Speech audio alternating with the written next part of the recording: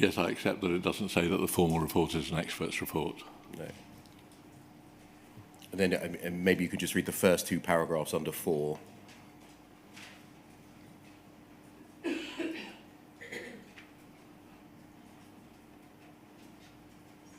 And then go over the page.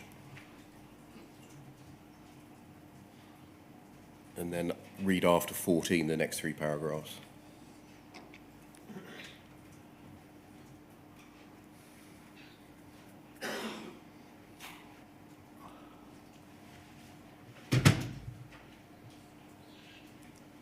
Yes, I've read those 3 paragraphs. And then just read under 5.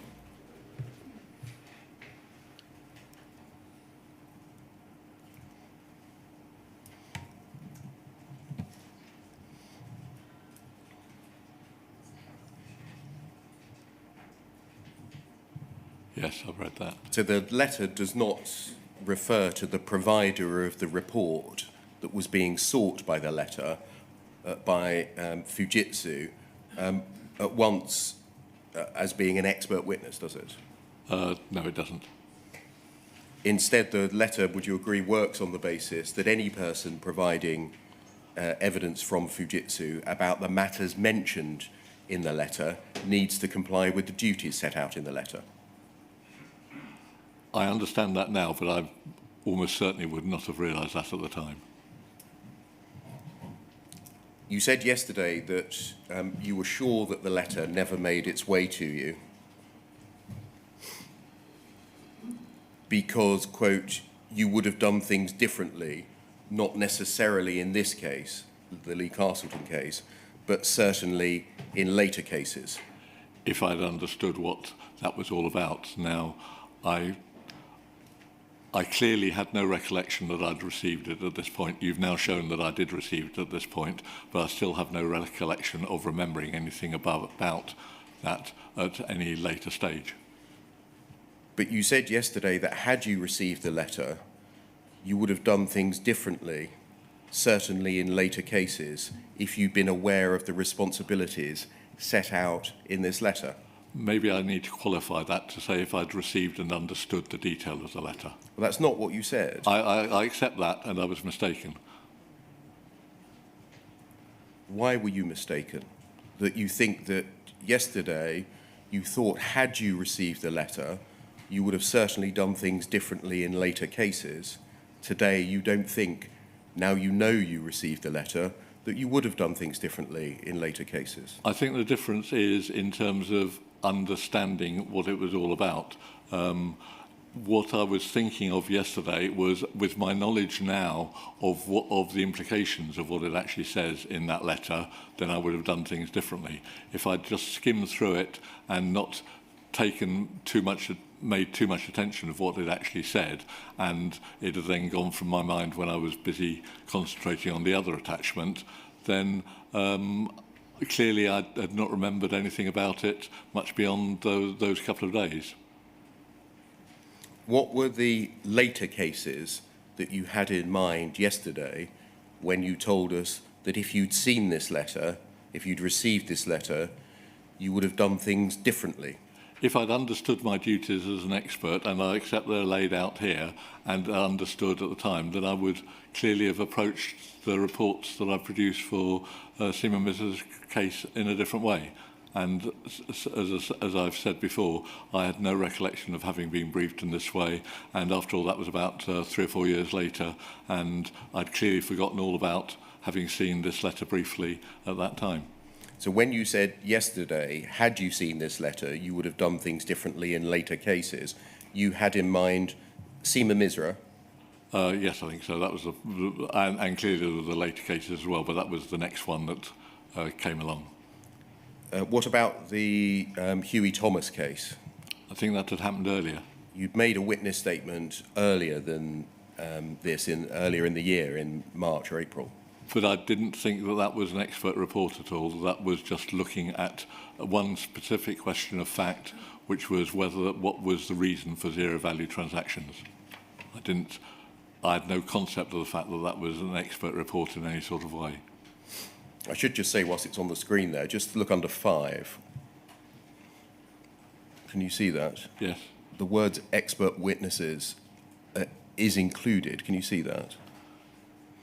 In performing all your duties. Yes. So it's not quite right what I suggested to you earlier, that expert witness or expert witnesses are not mentioned in the letter, that they are in that paragraph there. But do you still agree that reading the letter now, the requirements imposed by or suggested by Bond Pierce don't depend upon the person giving the report or making the report being classified as an expert witness? I've not really taken that into account, so I think it's very difficult to talk about hypotheticals in that sort of way. So you were told about these responsibilities because you've been provided with this letter. What's the explanation now then for not doing things differently in later cases? Because I clearly not remembered about the fact that I'd seen this letter in 2006. Your evidence in your witness statement and in your oral evidence yesterday was founded on the suggestion that you didn't need to comply with all of the duties set out at length by, for example, Professor McLachlan in his report, nor Mark Turner in his report, because they were independent experts and you were from Fujitsu. Yes, and I stand by that. Doesn't you receiving this letter rather undermine that point? It could do if I'd remembered that I'd received this letter. But where I'm coming from is that I know that I acted honestly at all times, and therefore the only way that I can explain that is by the fact that I just had no recollection of this letter. If we go to the top of the previous page, please. There, thank you. The 6 topics set out there are just asking questions about Horizon, aren't they? Yes. And the advice from Bond Pierce was that the person that answers them in a report needs to comply with everything that follows in the letter. Yes, but I don't think I was being asked to produce a report at that time. Can we look at then what happened subsequently, in fairness to you, at FUJ 301 2283?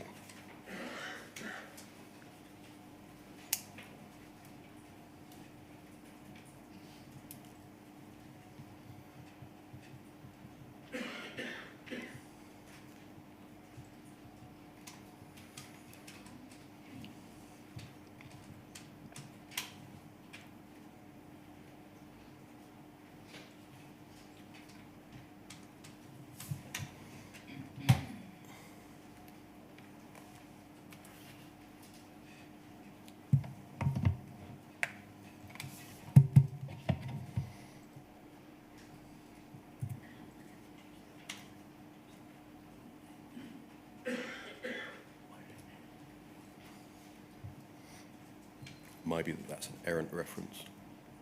Oh, no, perfect.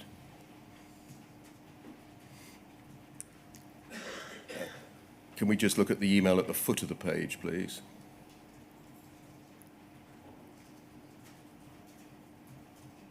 And then go up, please. You say in this email, and we're now in the beginning part of August 2006, so a couple of months after the conference at Fujitsu. Yes. I've had a go through this. It isn't a complete statement, and I won't have time to sort out the outstanding bits for a while. I'm happy for you to send it as it is to Stephen. Who was the Stephen you had in mind? Stephen Dilly. And you may decide it isn't complete enough for that. I may be able to research some areas such as auditing that I'm claiming ignorance of, if that's required. And you'll see that there's an attachment, which is a statement. Yes. Can we look at that statement, same reference, but ending 84?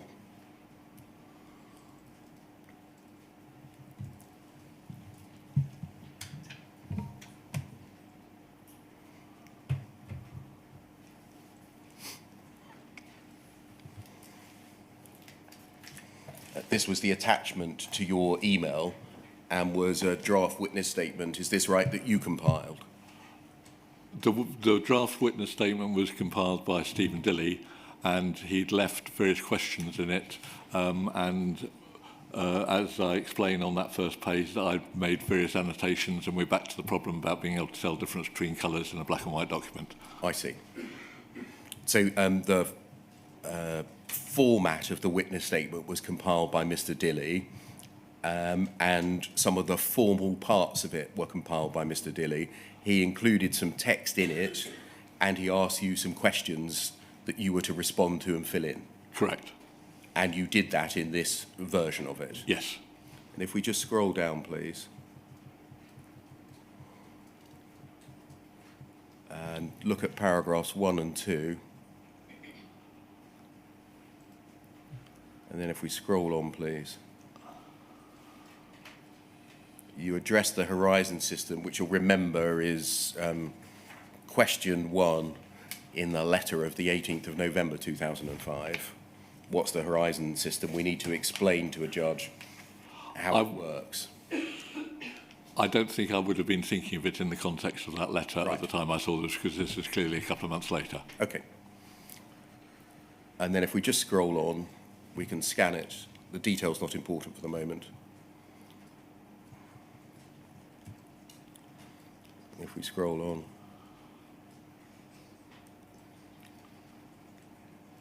And keep scrolling.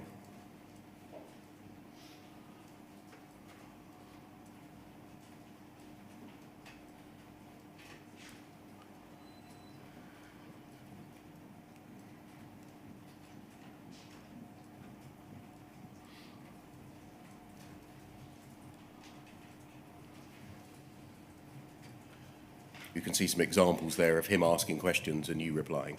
Yes. And then carry on. And there's also examples of him asking questions and me saying, I don't think I'm able to reply. Yep. And if we scroll on.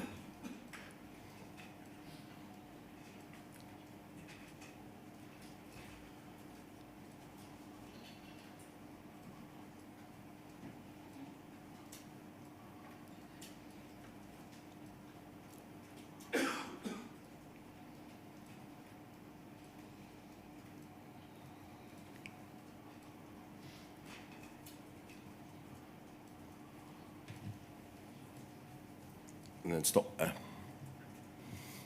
You'll see that it was proposed that you signed off with a standard declaration. I believe the facts stated in the witness statement are true. Can you see that? Yes. And so this draft provided by him and further expanded by you didn't contain any of the declarations or the matters mentioned by Mr. Dilley in his letter of the 18th of November 2005 as an expert witness. Correct. Did you give any thought to that at the time? No, is a simple answer. I was given this document, which was supposedly a draft of something that I should be saying, and what I did was I commented on that as to whether I could truthfully say what was in that draft or not, and corrected any factual errors that I saw within there. I gave no thought to what format it was in. And so by that time, had the letter of the 18th of November been lost by you in your memory? I believe so, yes.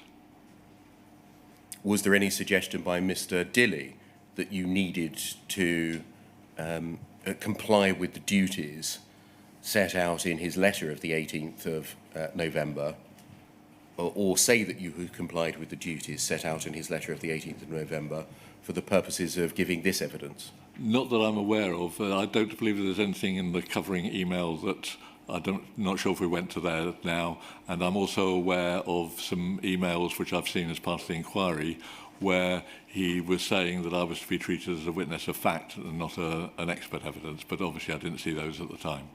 Thank you very much. Mr. Beer, can I take it, because I've only seen this as we're going along, that in fact it contains a mixture of factual content and opinion? Very and much. so there would have been a need for all the necessary declarations. Correct. Yeah, fine. It's not a witness statement of fact No. alone. I mean, you can see that for That's no reflection No, on you, I know, I'm just trying to ascertain the true legal status understand. of what this would be, that's all. And then to round this topic off, Mr. Jenkins, you didn't in fact sign this witness statement and you weren't required to give evidence in court. Correct, and in fact, I don't believe that this version of it ever went back to Mr. Dilly, and he decided that he didn't want a statement from me at all. I think we went through yesterday the communication I had from Brian Pinder as to the fact that it was no longer required. Thank you. Thank you. That can come down. Right. Can we go back to where we were? Okay. Before we do, Mr. Beer, I want to say this openly, since obviously it's unfortunate that this series of documents, or these documents you've shown Mr. Jenkins this morning, had not been disclosed earlier. I want the inquiry to make a further investigation, just so that I can be satisfied about what exactly occurred. The letter of the 18th of November, as originally sent, as I understand it, attached experts' reports obtained by Mr. Castleton. Yes. So I would like us to bottom out whether those reports made their way in some way or another to Mr. Jenkins and or were discussed at the conference which he attended. Thank you, sir. We can pursue that. Yeah. Can we go back to bugs, errors and defects, please? And turn to the calendar square bug, please. Yep. You addressed this at significant length in your second witness statement. It's paragraphs 53 to 82, where you recount your knowledge of the calendar square bug. Can we just look at a couple of parts of that, please? Second witness statement at page 16, please.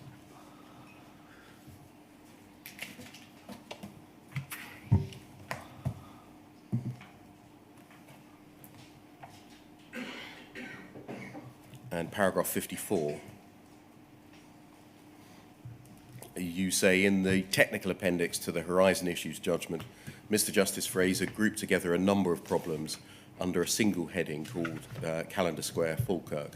I understand why the court and now the inquiry has taken this approach, but it risks creating the erroneous impression that the bug was homogeneous in the sense that it was caused by the same factors and manifested itself in the same way in every branch it affected. This was not the case. As I explained below, what happened at the Calendar Square branch in Falkirk in 2005 was caused by an underlying bug in the riposte software that manifested itself in a combination of unpredictable factors, including, in that particular case, steps taken by the sub-postmaster to rectify the issue came together.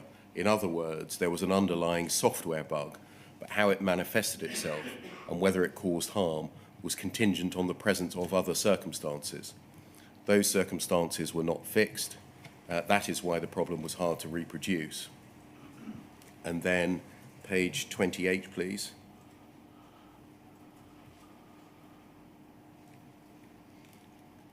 And paragraph 80B, which is on the page there, you say, while many instances of the locking errors were not associated with any discrepancies in branches, e.g. they resulted in operational problems such as screen freezes, I became aware it was not just the Calendar Square branch that had suffered from discrepancies, but other branches where there were counter occurrences of the timeout waiting for lock problem. Can we start with the Can we qualify that last thing? Because at the top of the page it says that this comment arose from the work I did in 2018, yes, 2019, and not at the time. Yeah, this is later discovered information. Yeah, yes. In what respect was the Calendar Square bug not homogeneous? I think it comes down to understanding exactly what people mean by the Calendar Square bug. If we're talking about the circumstances that actually occurred in Calendar Square, then that was a storm of events which came regularly at every 10 seconds for a period of time until the particular PC or server was rebooted. But there were other cases where there was a single event saying timeout waiting for lock. And what I was getting at in the first paragraph that you read to me is that as far as the civil case, they were all considered as being basically the same problem, and I didn't feel that that was a correct representation of how it should be taken. What was the nature of the other circumstances that were required when interacting with the underlying riposte bug that produced lock errors? The simple answer is I don't know. And the reason why you don't know is? It was in the Escher software, and it was their proprietary software. They, as I understand it, fixed the problem in 2006, and certainly the storm of events, which was what was seen at Canada Square, did not reoccur as far as I'm aware. But you didn't know then, and you don't know now, and even in 2018-19 didn't know what circumstances were required in order essentially to trigger the existence of the bug. Correct. Can we look, please, at poll 308 1928?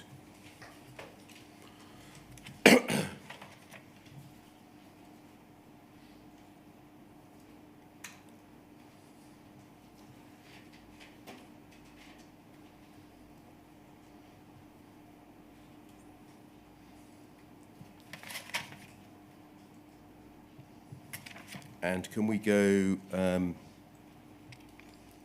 down the page, please, to Miss Chambers' email? Scroll down, please.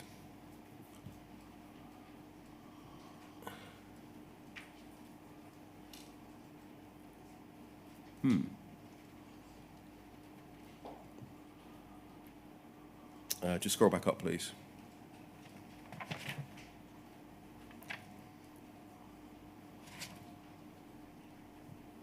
And again. And again.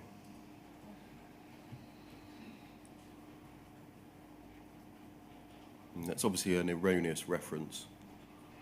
I'll come back to that maybe later this morning. Can we turn instead to Fujitsu 308 3712?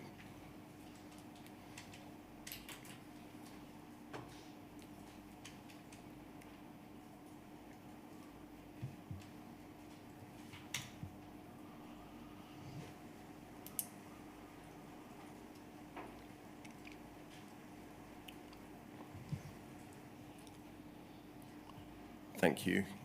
This is an email thread, if we scroll down, please. If we keep going. Keep going. And if we keep going.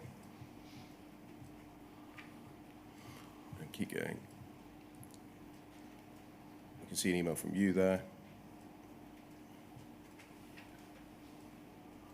If we go to the end.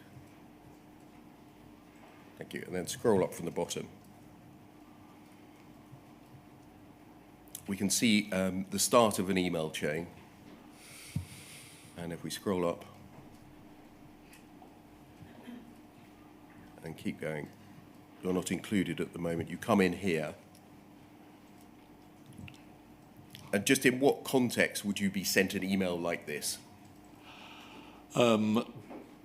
I don't recognise this specific email, but I recognise the background to it as being part of the investigation we were doing for an issue that I believe occurred in Craig Park and one other branch, which I think is Tunbridge. As a result of that, we then did a retrospective search of NT events associated that were related to ARQ data that had been previously supplied to Post Office. And why were you doing that?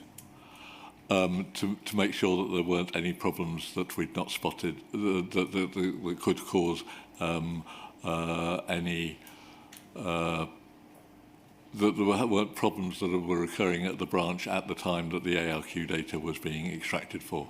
Was this a hangover, essentially, from the supposed resolution of the Calendar Square bug in 2006?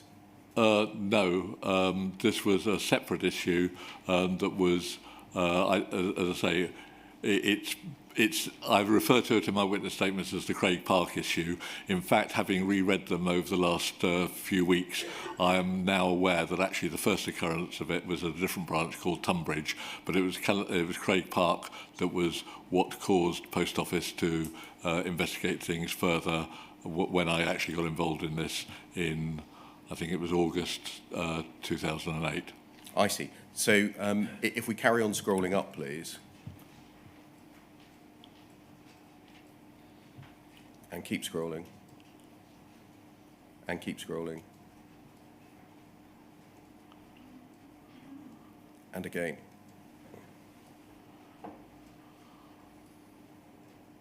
And again. And then stop there. Are you essentially saying that this chain is about another kind of riposte lock issue that's separate from the Calendar Square issue in 2006? I'm not 100% sure about that as to whether this was a storm of events or just individual events. If it's just individual events, then it was a separate issue, and it was important, as was done here, to check to see if anyone was actually logged onto the system at the time. And that was the sort of check that was being done when those events were being detected in our checking of NT events associated with ALQ data. But I shouldn't see this, I shouldn't read this as essentially a continuation of the Calendar Square issue discovered in 2006. Not if it's an isolated riposte lock issue, no. How would you know whether it's an isolated riposte lock issue or a continuing manifestation of the Calendar Square? If it's a Calendar Square issue, there would be hundreds or thousands of events occurring. Why? Because the problem was continuing. So a lock was being, there was an attempt to get a lock, and then riposte was continually to do the same thing, process every 10 seconds, and it was failing every 10 seconds, and we'll carry on doing that until the riposte service on that box was restarted. So you said earlier that you didn't know the full circumstances that would cause... What I don't understand is why the lock was being held all that time. The symptoms of it I do understand, in that it would be showing all these events, but why the thing was being locked and not able to process things is what I don't understand. Was it possible that the riposte lock problem had continued and was impacting on a branch in a way that was previously unknown to Fujitsu? I think what we decided was the safest thing to do was to check, if we saw a riposte lock problem, to see if anyone was actually using the terminal at the time. And if no one was using the terminal at the time, then it was deemed to be safe and nothing to worry about. Now, we know that you were asked some questions about Calendar Square in 2010 for the purposes of the Isme Misra case, yes? Correct. And that you in turn asked Mrs. Chambers, Anne Chambers, for information about the problem. Correct. Did you make any connection with your previous involvement in riposte lock issues such as this? No, I think is a simple answer to that. And why would that be? Well, at that stage, I didn't know actually what the root causing Calendar Square. I was just being told, please can you look into what the Calendar Square issue was. When I asked Anne for the information about it, she passed me references to a peak and I think some old emails from the time that it had occurred, and said that, if I remember rightly, that the main cause of the issue was these, what she called event storms, which was repeated events, which is separate from these isolated events that we're looking at here. But would the, in 2010, all of the earlier riposte lock matters, I'm going to call them, have been available to you on Pinnacle's Peaks and Kells if you had searched for relevant key terms? Yes, I guess they were, but again, in what we were looking at in terms of what had happened in West Byfleet, we did actually extract all the NT events from 2005 to 2008, and we checked all the events, including lock issues, and I believe there were some found. I believe there's an email from Anne where she actually summarises what she had actually found there. And there were some further checks that Penny Thomas made to see whether anyone was logged on at the times that these events had occurred. I'm just thinking more broadly at the moment, without getting into the detail of the individual cases, what you would do if you were preparing a witness statement in a case or preparing to give evidence in a case. Would you go back and look at Pinnacles, Peaks and Kells in order to conduct research about what was known about an issue, or would you, as I think you've described, just talk to or email Anne Chambers? I would probably have asked the SSC because I wasn't particularly adept at being able to do searches on Pinnacles and Kells. I'd probably rely more on Pinnacles than Kells because I found those were more useful in terms of giving me the information I wanted. But if you were to give evidence about a bug, your primary source of reference would have been to speak to people in SSC, is that right? Correct. Can we go forwards, please, to 2015, to FUJ 308 3775?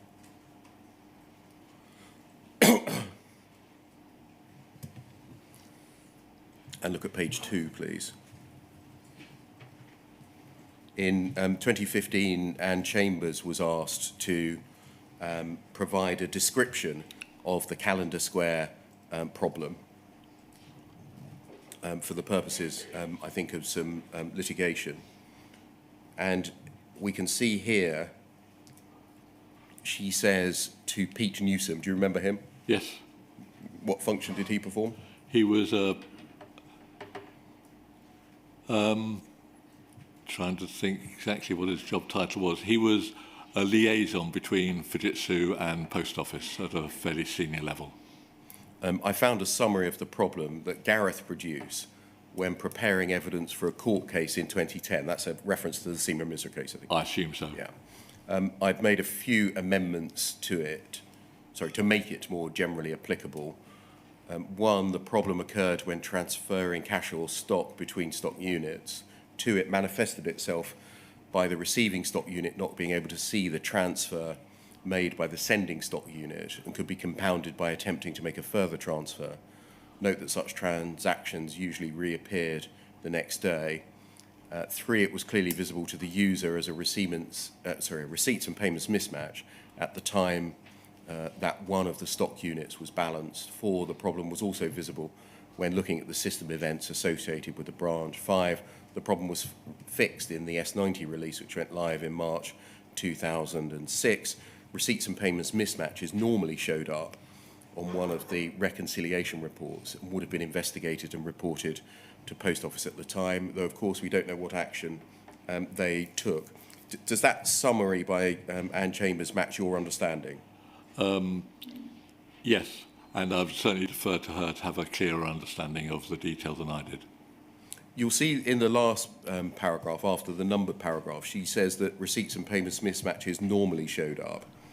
Is it the case that that's essentially a reflection that neither you nor Miss Chambers would be able categorically to state that every incident or error would be caught by the reconciliation process and directed to the Post Office to take action? I can't remember now exactly what the reconciliation report said, so I'm afraid I'm unable to help you. Could you tell if a problem which led to a discrepancy was referred to the Post Office, whether it was in fact actioned through the issue of a correction, a transaction correction? That would be up to Post Office. There was an organisation called Management Support Unit, I think it was, MSU, and they raised things called BIMS reports, and I can't remember what BIMS stands for, but if a reconciliation error or something unusual was found, they would produce reports for Post Office describing what had gone on. Now, what Post Office did with those reports in terms of how they affected the branches would be something for Post Office to answer. If we scroll up, please. And keep going. A further email from Miss Chambers, you're not copied in. I'd retired by then. Yeah. And you, in the third paragraph, you'll see that she says, I found a long email chain, which I've attached. And she says, having looked at these, I slightly disagree with Gareth's description of the problem below. My wording would be, 2, it manifested itself by the receiving stock unit not being able to see that the transfer made by the sending stock unit had already been accepted in and compounded by accepting it again. Other transactions might have been omitted from the balance, but would have been included in the following week's balance instead. But this is all a very long time ago, and it's hard to be entirely accurate. What do you understand her to be saying is the difference between you and her? I'm not quite sure, actually. It would be useful to be able to see the two statements side by side. I don't know if that's possible. I don't think... Or maybe I can, if we scroll down... If I know what the URN is, I can maybe have a look at it during a break. Well, let's look at the lower email.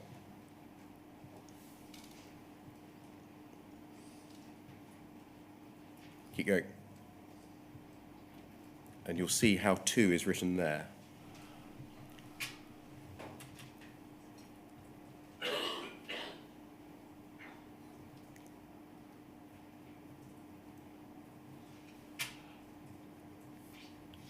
And then if we go up,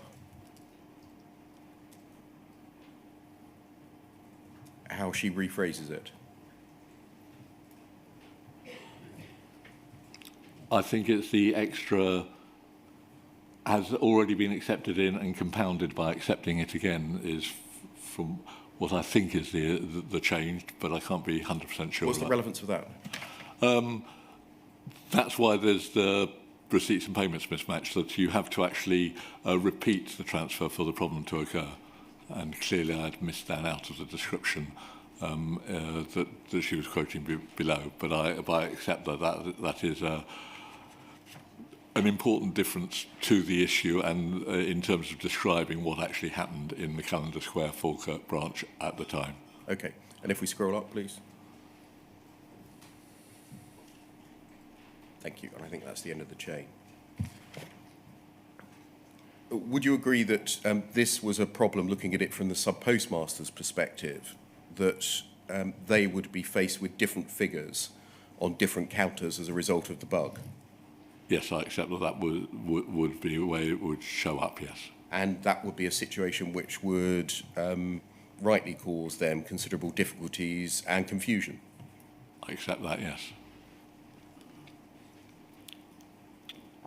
This wasn't a problem that could be explained away by user error? Correct. Were you ever party to the explanations given by the service support centre or the lines of support below them? I'm not quite sure what you mean by that. Yes. Do you, in your work, did you see the kinds of things that the help desks or the SSC on occasions said directly to sub-postmasters? Occasionally, but in general, no, because when I saw peaks and pinnacles, they were being passed on to me or the teams that I was involved in by the SSC looking for an explanation, and what was being responded back by the SSC to the help desk and also to the branches would be based on the information that had come from the developers or the designers as to what they had seen and gone on. So we wouldn't necessarily see what the comments are made. Thank you. That can come down. What was the? Was there a formalised process for providing the post office with information about bugs, errors, and defects and their effects on their live estate? I don't know. There were a number of meetings that were held between the customer services team and their equivalents in post office, but the scope of what they discussed and so on, I'm afraid I don't know. I wasn't involved in them usually.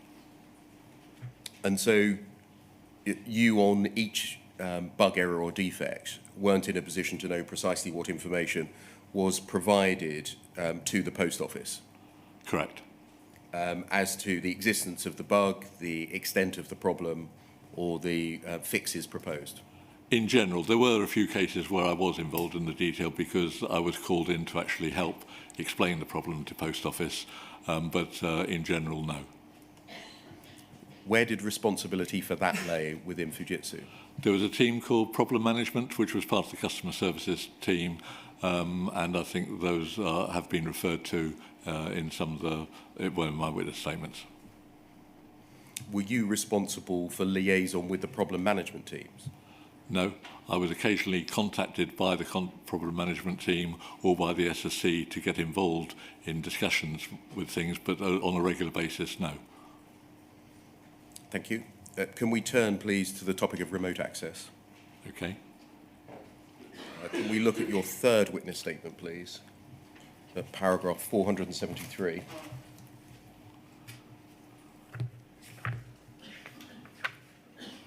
Which is page 164.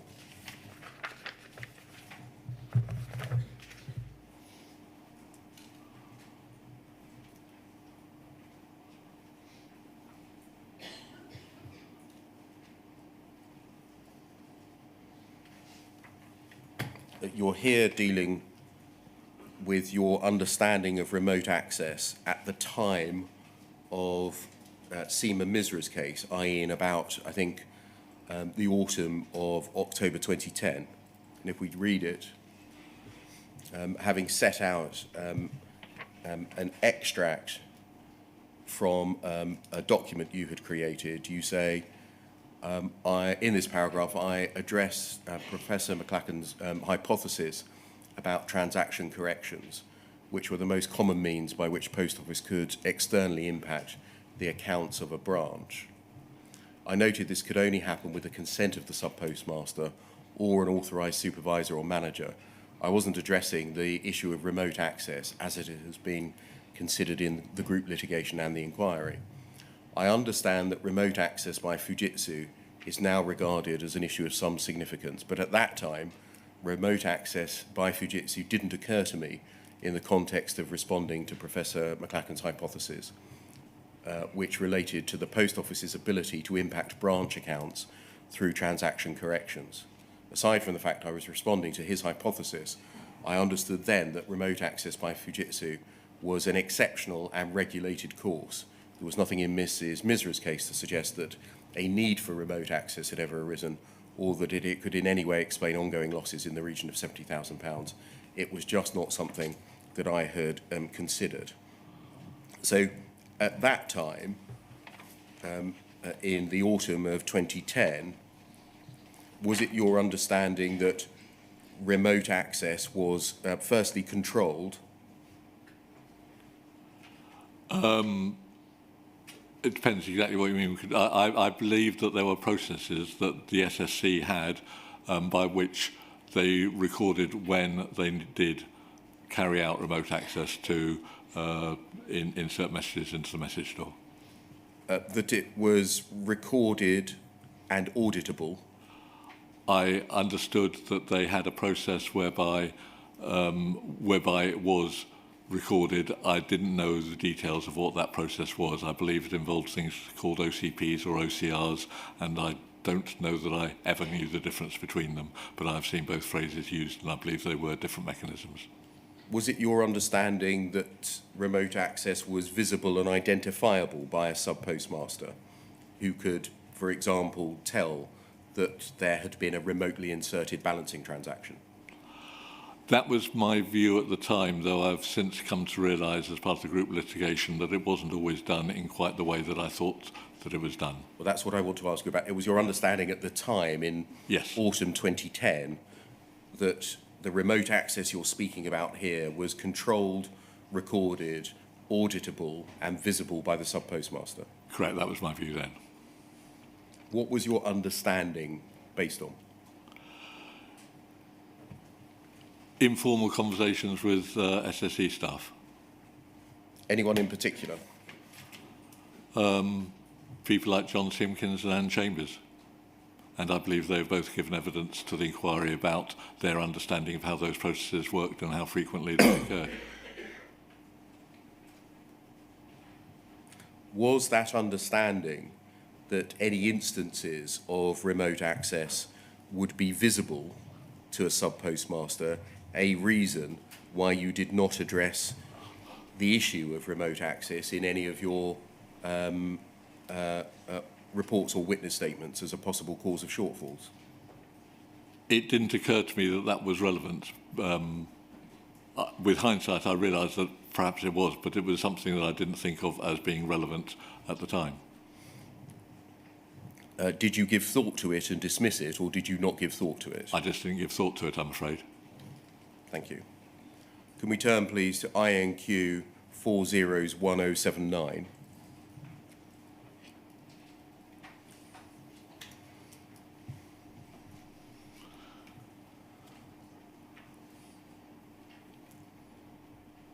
This is a transcript of Anne Chambers' evidence. There's a disclosure issue at the start of the transcript. If we turn to page 17, please.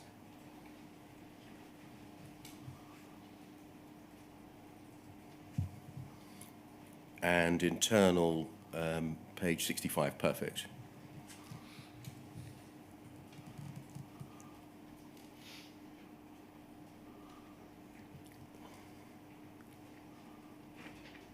And then if we just scroll down to page 67.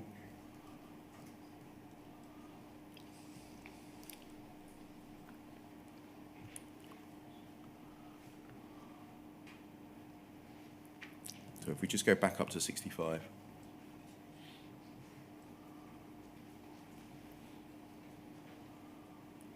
I should read this just to put it in context.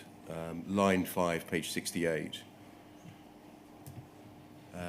I said, back when you gave evidence on the 3rd of May, you described an occasion when the post office had wanted to insert transactions without the branch being aware.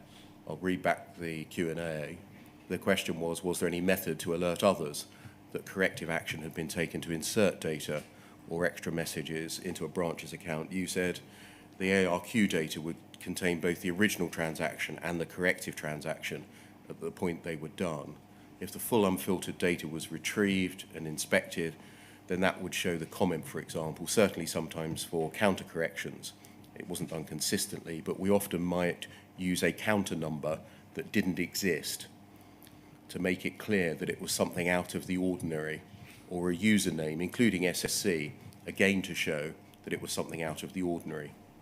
That wasn't done on this specific one, and I cannot remember whether that was because I was specifically asked not to, or I was just producing a transaction that was absolutely a mirror of the one that shouldn't have been there in the first place, and all I did was change the signs of the values effectively, and I left all the other data as it was. So remembering back to what you were saying, and just to synthesize it, you were saying sometimes a fictitious counter number was used to mark out the transaction correction. And Chambers, as I recall, yes. Secondly, you were saying that that wasn't done consistently, i.e. the use of a fictitious number to mark out the fact that the SSC had made a correction. And Chambers, yes. Thirdly, you were doing that, or the SSC was doing that deliberately, i.e. using the fictitious counter number because you would want to show that an SSC member had been making the correction. And Chambers, yes. And then page 67. But fourthly, there might be occasions when you were specifically asked not to use the fictitious one. And Chambers, I don't think we were ever asked not to use the fictitious one.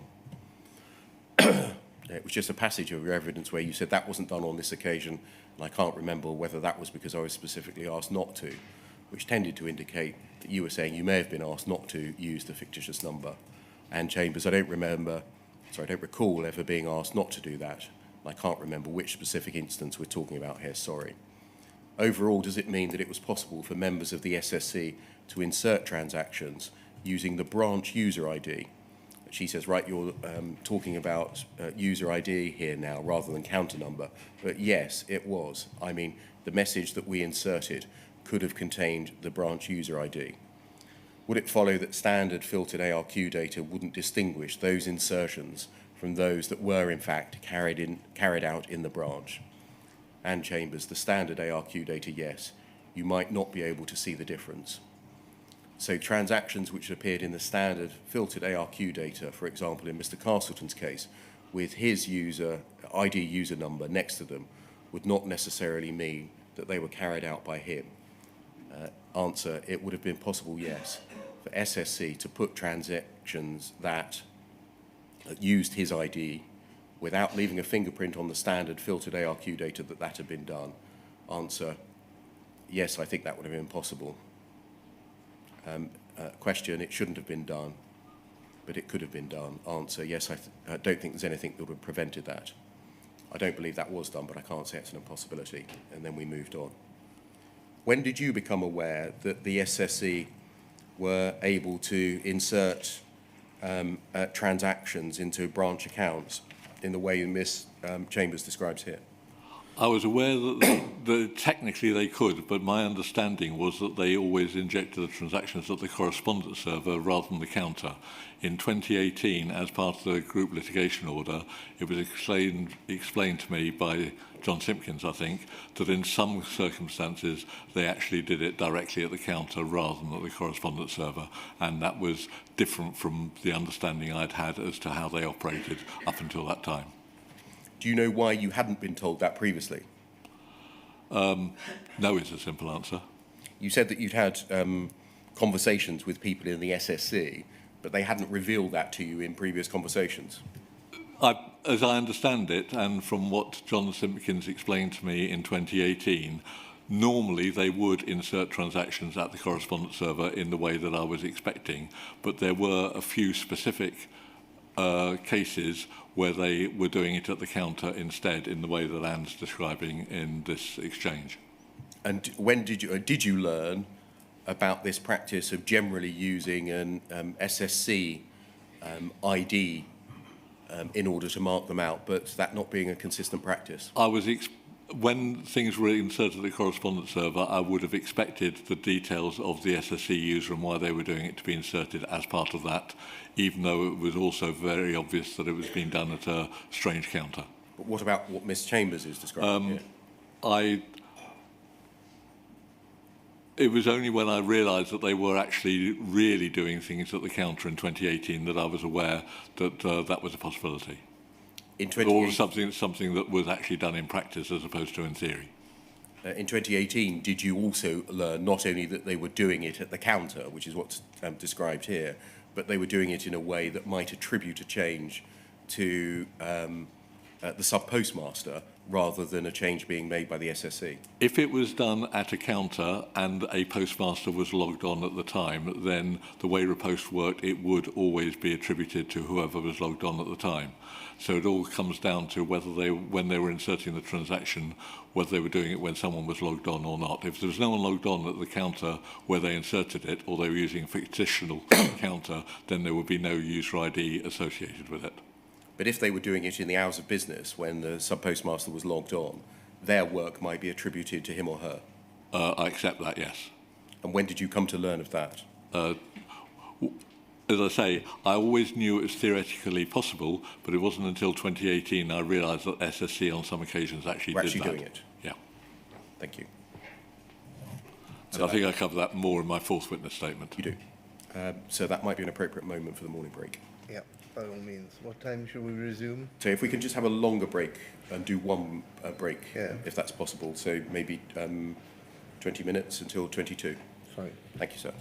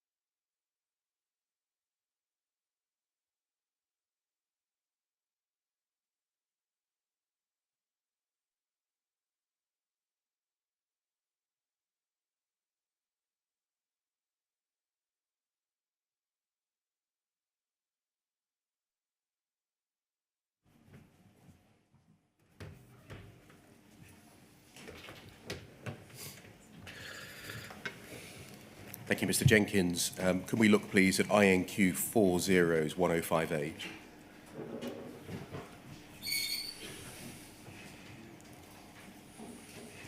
This is a transcript of the evidence of Richard Roll. Can we look at page 21, please?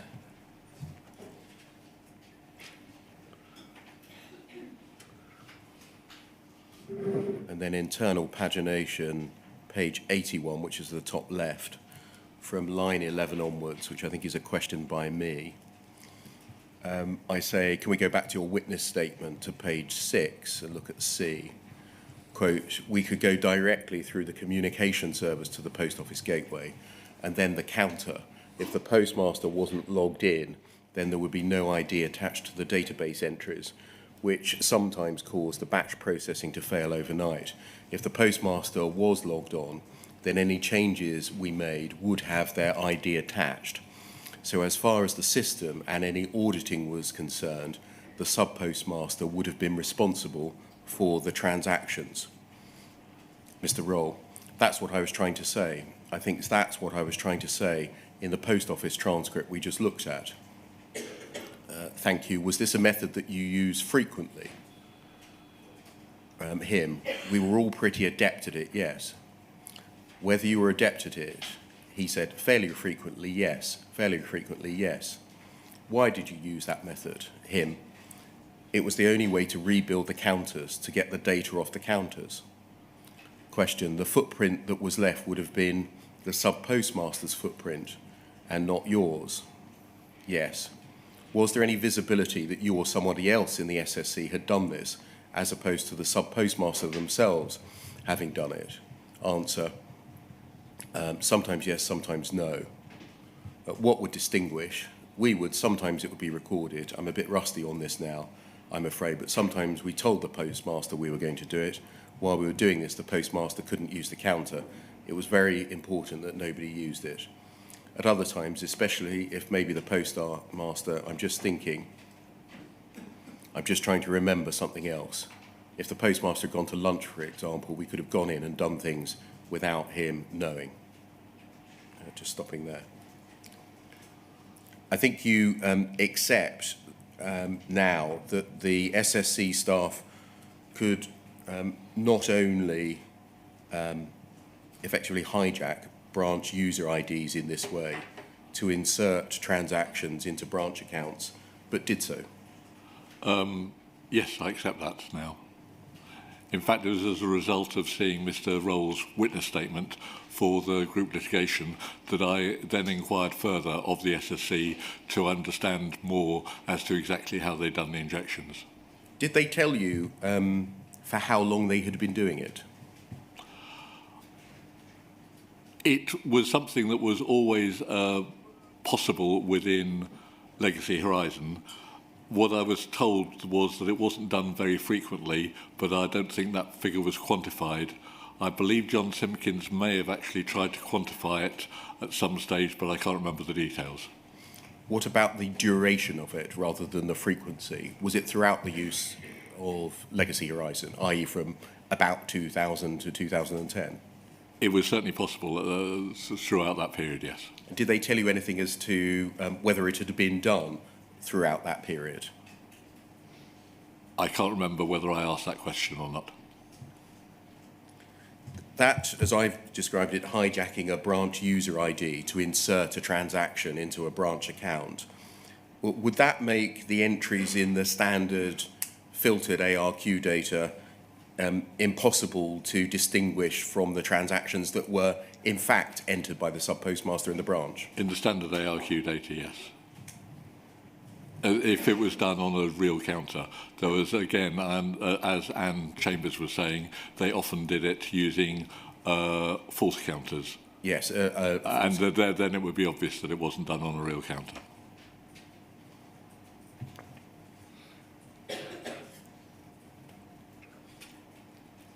When did you discover that this could be done, was being done, and therefore, when it was done, the entries in the standard ARQ data were impossible to distinguish from transactions in fact carried out by the sub-postmaster in branch? As I say, I always knew it could be done, but I didn't realise it was being done until 2018.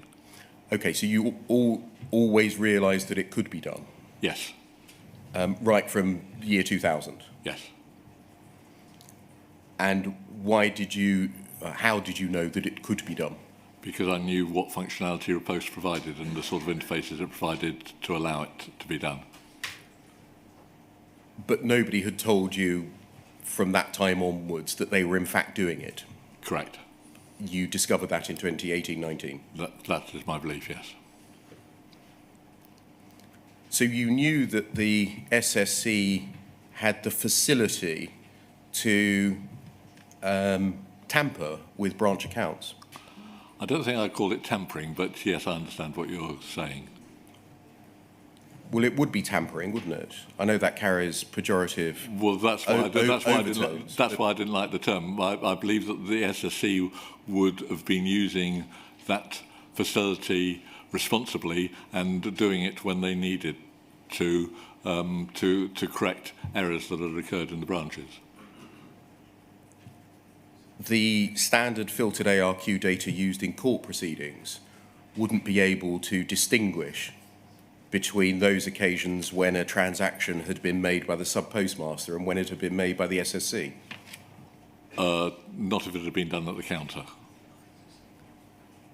And therefore the standard ARQ data used in court proceedings couldn't of itself prove that the branch accounts had not been, in my words, tampered with. I accept that now, but I hadn't thought of it that way at the time. When you prepared your witness statements, both the case-specific witness statements and the generic witness statements, you didn't mention the facility that the SSC had to undertake this function, did you? No, because I didn't think it was relevant. Again, with hindsight, I realised that perhaps I should have done, but at the time, it was. My understanding was, and still is, that it was a very rare thing for the SSC to actually do.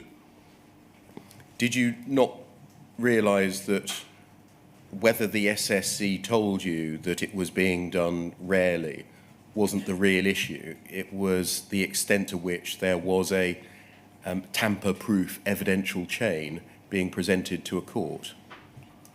I'd not thought it through in that way at the time, I'm afraid. Can I turn to your own knowledge of remote access by turning up WITN 00420100?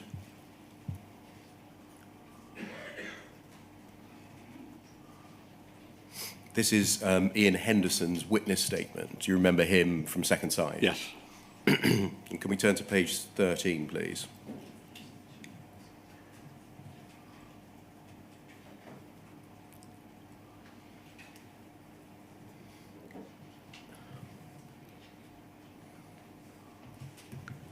And look at paragraph 43 at the bottom. He says, in September 2012, I met with Gareth Jenkins, the lead engineer for Post Office Horizon, at the head office of Fujitsu in Bracknell. He told me that, over the page, approximately 10 members of staff from Post Office were permanently based in Bracknell, dealing with various issues, including bugs, errors and defects. 44, Gareth Jenkins told me that Fujitsu routinely used remote access to branch terminals for various purposes. This was often without the knowledge or specific consent of individual sub-postmasters. He told me that members of his team could connect remotely to branch terminals and generate keystrokes that were indistinguishable from a sub-postmaster accessing the terminal directly. They did this for various purposes, including collecting log files directly from branch terminals. Is what Mr. Henderson says there accurate? I don't think so. I don't think that was how I would have explained things. I mean, particularly the last bit about collecting log files directly, that's nothing to do with changing transactions into the accounts. Do you agree that in September 2012 you met Ian Henderson? Yes, I agree. Do you agree that that was at the head office in Bracknell? Yes.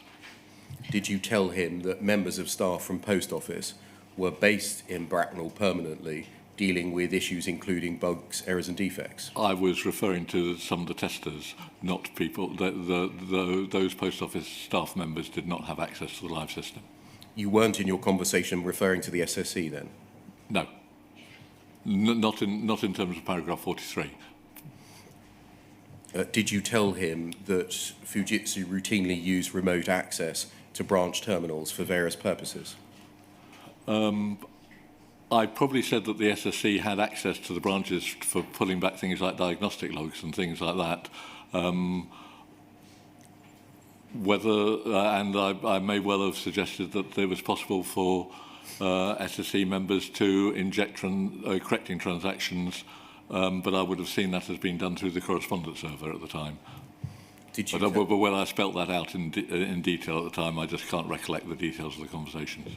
Did you tell him that such remote access was often without the knowledge or specific consent of individual sub-postmasters? Well, if it's referring to actually pulling back log files, there would be no need for the knowledge or consent of the sub-postmasters. Did you tell him that members of your team could connect remotely to branch terminals and generate keystrokes that were indistinguishable from a sub-postmaster accessing the terminal directly? I don't think that I would have said those because the only people who had that sort of access were the SSC and they weren't part of my team. Did you tell him that anyone in Fujitsu could connect remotely to branch terminals and generate keystrokes that were indistinguishable from a sub-postmaster accessing the terminal directly? They wouldn't be generating keystrokes, so any injection of data wasn't done by generating keystrokes. Did you tell him that Fujitsu staff could connect remotely to branch terminals and alter branch accounts in a way that made it indistinguishable from the sub-postmaster doing so? I don't think I would have said that because my understanding was it was actually done at the correspondence server at the time.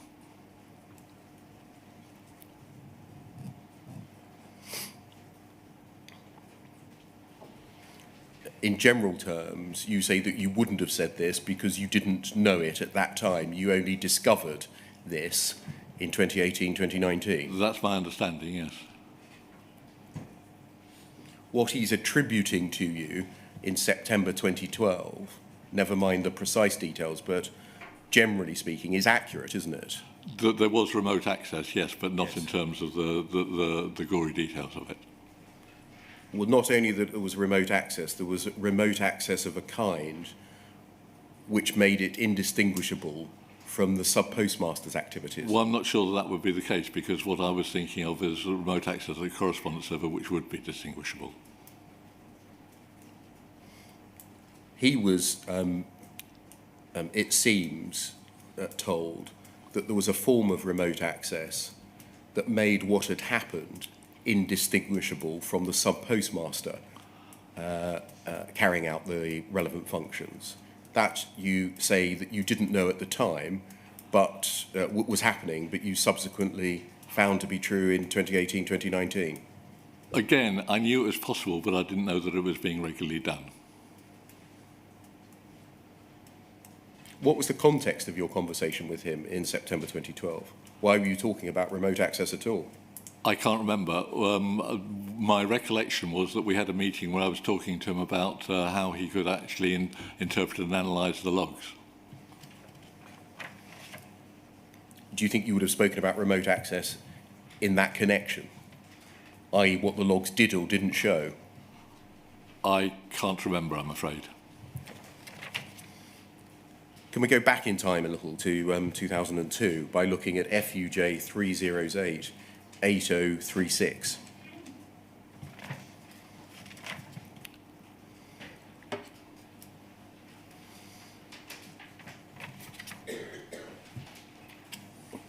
Can you see that this is a Fujitsu document, a design document, version 1 of which is dated the 2nd of August 2002?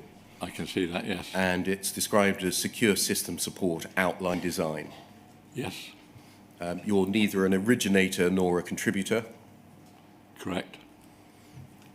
You'll see the abstract. It describes the requirements and outline design for secure excuse me, operational support access to counters and servers. And then if we scroll down, please. Look at the approval authorities on that page and then over the page. And scroll down. You're not included in any of those. Correct. Is this a document you would have seen at the time? Probably not. And just if you can tell us in general terms, why not? It wasn't an area that I was particularly involved in. Because it's about the functions of the SSC, is that right? It was to do with some tooling that was being provided for the SSC, is what I understand from it, from reading it now.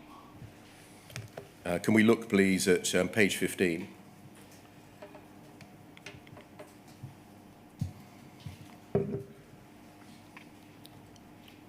And look at 4.3.2.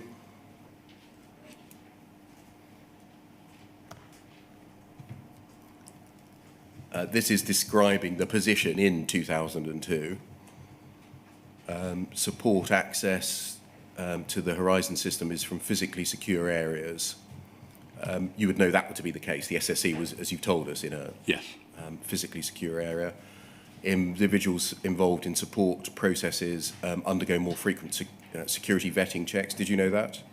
I wasn't aware of that, but I'm not surprised that they were. Other than the above controls, other than the above, comma, controls are vested in manual procedures requiring managerial sign-off, controlling access to post office counters where update of data is required.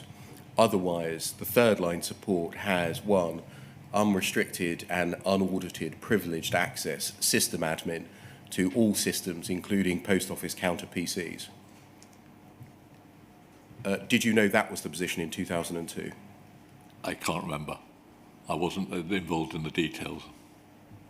Did you ever come to learn that they, in the SSC, had unrestricted and unaudited privileged access to all systems, including counters? I know that later on it was audited. I didn't realise that this was something that had not been introduced at day one.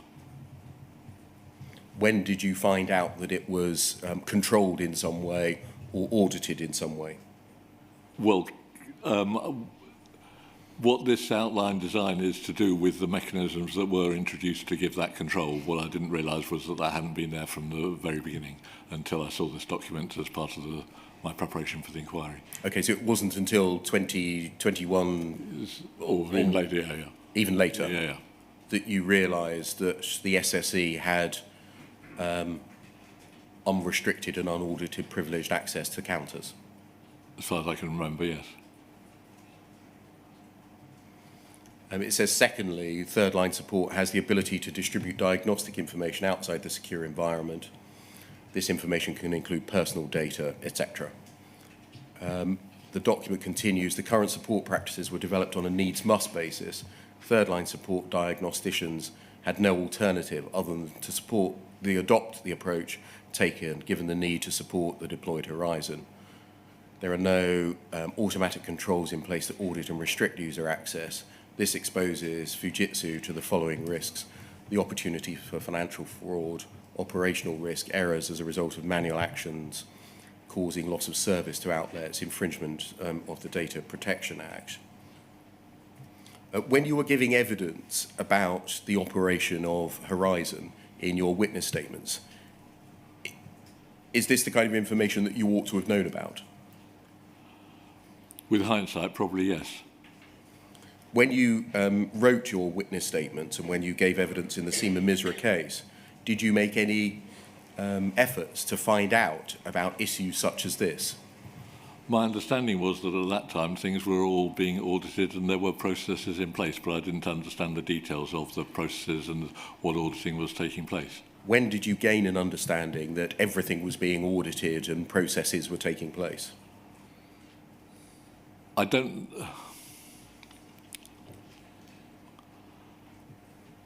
can't remember is the simple answer.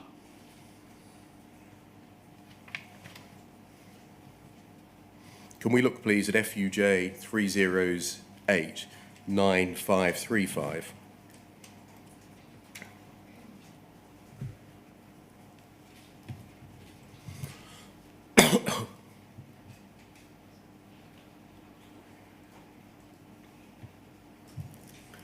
If we just look at the date of this by scrolling down,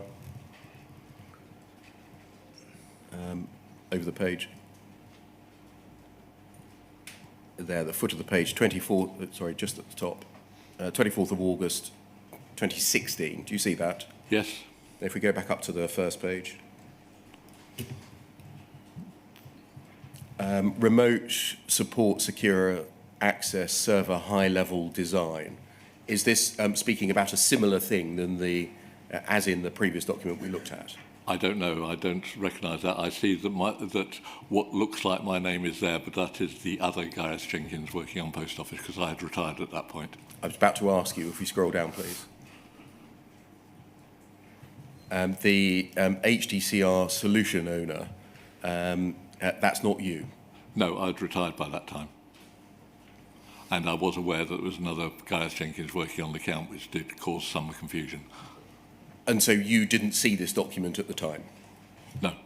And so the references that I would find in it back to the 2002 document that we looked at, it's a reference document and there are some extracts from it cited in the body, you wouldn't have seen at the time in 2016? No. Thank you. Can we turn, please, that can come down to poll 309 7217.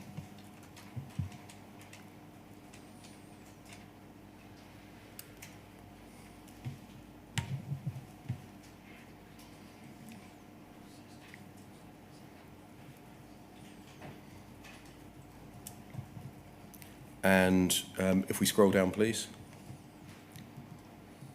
If we go to the foot of the page, at the foot of the document.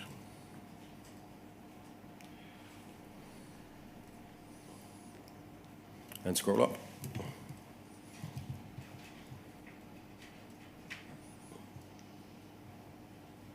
And keep going, it's just so we get that first email. Thank you. An email from you to Rachel Panter, sorry, from Rachel Panter to you, of the 26th of November 2012, copied to others, asking for an expert report. This is in the case of Kim Wiley. Yes? Yes. She says, Dear Gareth, request for an urgent expert report. Further to my previous email, I'm writing as a matter of urgency to request a signed and dated copy of your report in the case of Kim Wiley. I've attached a copy of defence solicitor's request for further disclosure. I've attached some documents, all of which sets out the background to the case. Can you consider this and include this paragraph at the beginning of your report? Quote, I've been asked to provide a statement in the case of Kim Wiley. I understand that the integrity of the system has been questioned, and I can say the following. As there have been no specific criticisms of Horizon raised by the defence, your previous report can be used with the addition of the opening line referred to above. Please see the defence case statement, which contains the nature of the defendant's case. And if we scroll up, please, to see your reply. I've been advised that I can try to help you, you say, if it isn't too late. I've had a read through the info you sent me yesterday. I've also taken my previous witness statement, which I produced in early October, and amended it. You're there referring, I think, to your generic witness statement of the 5th of October 2012. Correct. And we're going to come to that generic witness statement later. Reading through the defence statement, I see it does make some specific points which my statement doesn't currently address, specifically the challenges regarding robustness and remote access to the system. Do you want me to try and address these specifics? And then scroll down.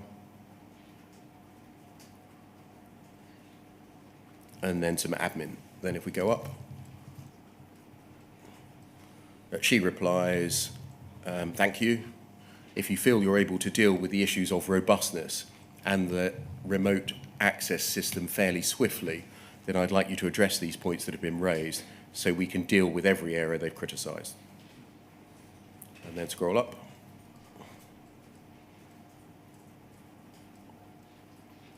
You say, what I propose is adding the following.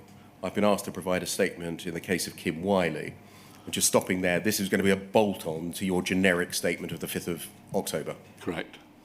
I understand the integrity of the Horizon system has been questioned, and this report provides some general information regarding the integrity of Horizon. And then if we skip a paragraph and look at, I also note a comment has been made about it being possible to remotely access the system. It is true that such access is possible. However, in an analysis of data audited by the system, it is possible to identify any data that has not been put, sorry, I'll read that again. Possible to identify any data that has not been input directly by staff in the branch. Any such change to data is very rare and would be authorised by the Post Office. As I've not had an opportunity to examine data related to this branch, I cannot categorically say this has not happened in this case, but would suggest this is highly unlikely. Dealing with that proposed insertion into the Kim Wiley statement, which I'm not going to deal with it now, you in fact entered into the Kim Wiley statement. Yes. You say it's true that remote access to the system is possible. Yes. You say that in an analysis of data audited by the system, it's possible to identify any data that has not been input directly by staff in the branch. That's not accurate, is it?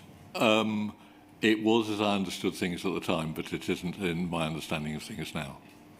Well, sorry, when I say that, if the SSC had been following their processes, then it would be, even if they'd been doing it at the branch, it should have been visible in the raw data, but not in the ARQ extracts. What data you were referring to there? You say, however, in an analysis of data audited by the system. Whatever data was there. So when I was looking at data, I tended to have the raw data as well as the ARQ data, and I appreciate, and I say here, that I had not had the opportunity to examine any data from the branch.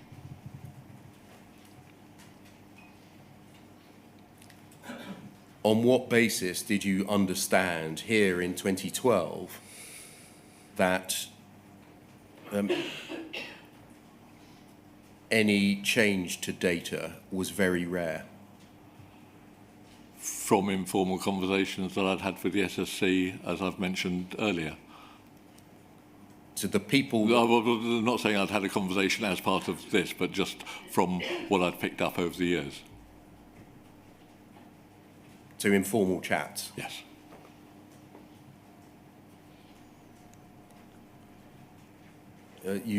Where did you get the understanding that any such change would be authorised by the Post Office? I thought that was part of the process. As I understood it, then any changes, when they inserted data, then there would be a mechanism whereby Post Office would sign it off, and I believe that both Anne Chambers and John Simpkins indicated that as part of their testimony. You knew when you were making this addition to the statement, though, that there was a form of remote access that could occur that would not be shown in the data. I knew that it was theoretically possible. I didn't think it was something that was routinely done. Why didn't you say so? Because I didn't think of it. I was assuming that things were done in the normal way at that time. Did you think that that was the right basis to approach statements made to criminal cause on the basis of assumptions of propriety? I realise now that that is the wrong basis for doing it, but that is what I felt at the time.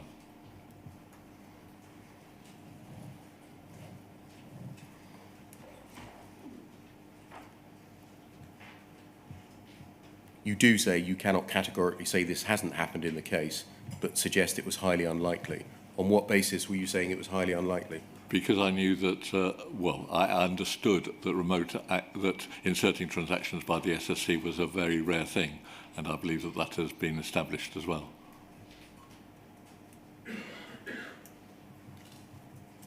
Can we turn on to poll 3009-8724?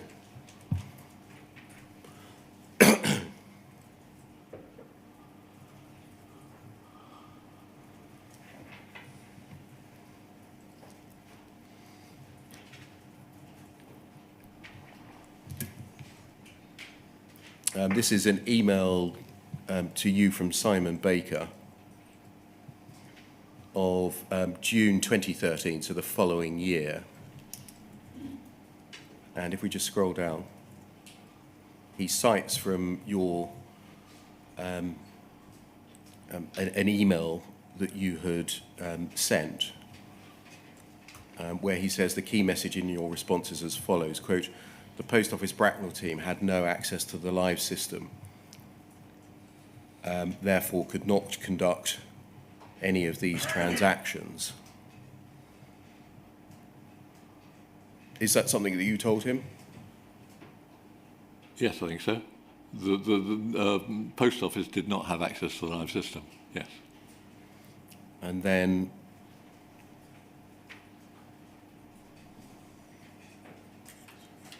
well, hold on. The Post Office Bracknell team Did not have access to the live system. They only had access to test systems. If you said that, would you be referring to Post Office personnel? Yes, that's what I meant by POL. Stationed at Bracknell. I would have said POA if I was referring to the Fujitsu team.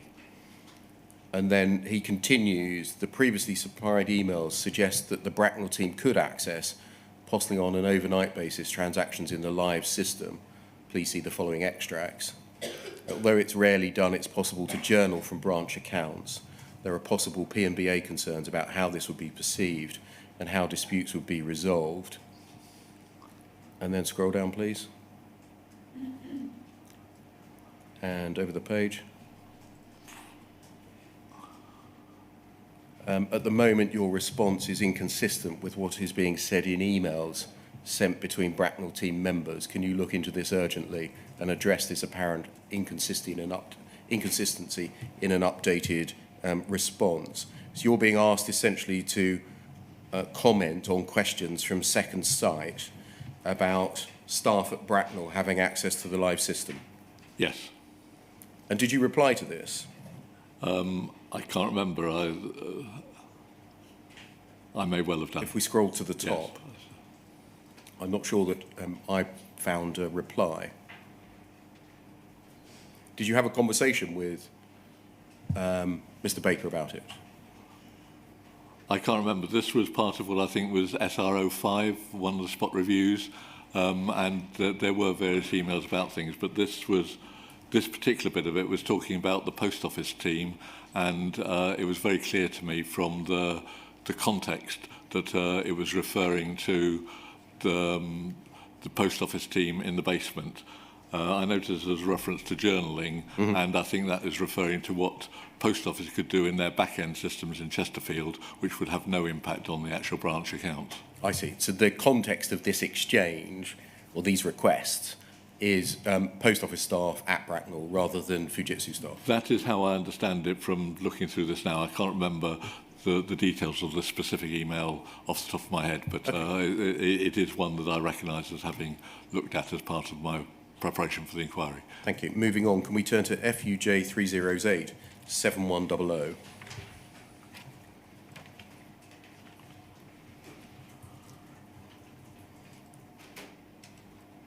And if we scroll down, please.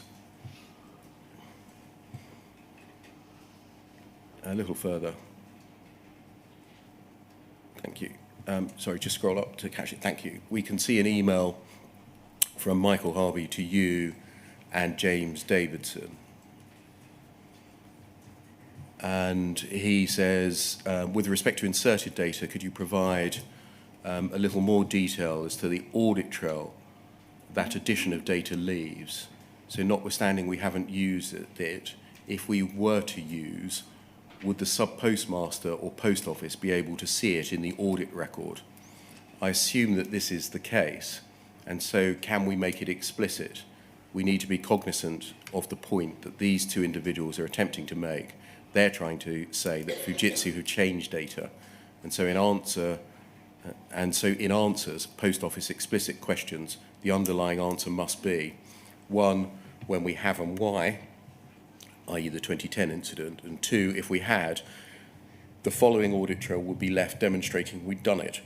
No audit trail means we could not have changed the data. Scroll up, please. Your reply the answer's slightly different depending on whether we're talking about old Horizon 2010 or earlier or new Horizon online 2010 onwards.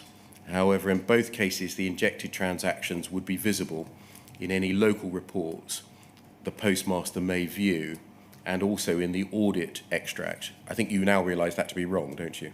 Yes, I do. On what basis were you saying it? Because my understanding was that whenever the SSC were injecting transactions, they did so at the correspondence server and not at the counter. Was that based on informal conversations as well? I can't remember on what basis it was. It was probably informal conversations, and also the fact that it's actually a lot easier to inject transactions at the correspondence server than at the counter in terms of their processes. The context in which you were being asked this, I think James Davidson was the lawyer, wasn't he? No, James Davidson was, at that stage, I think he was, he had been employed by Fujitsu as the head of the customer services. Okay. He'd then left and gone freelance and was primarily involved in liaison along for second sight between Fujitsu and Post Office. Michael Harvey was a lawyer. Thank you. You were being asked by a lawyer for quite precise information, if we go back to his email. Yes. And that was my belief at the time, and I accept now that I'd misunderstood things. Well, it wasn't misunderstood. What inquiries had you made in order to provide the answer that you did? At the time, none. I was relying on what I thought I knew. And is that your reflective of a general approach when involved in threatened or possible court proceedings or court proceedings themselves? You work on the basis of what you had understood from conversations and what you thought you knew rather than properly researching an issue?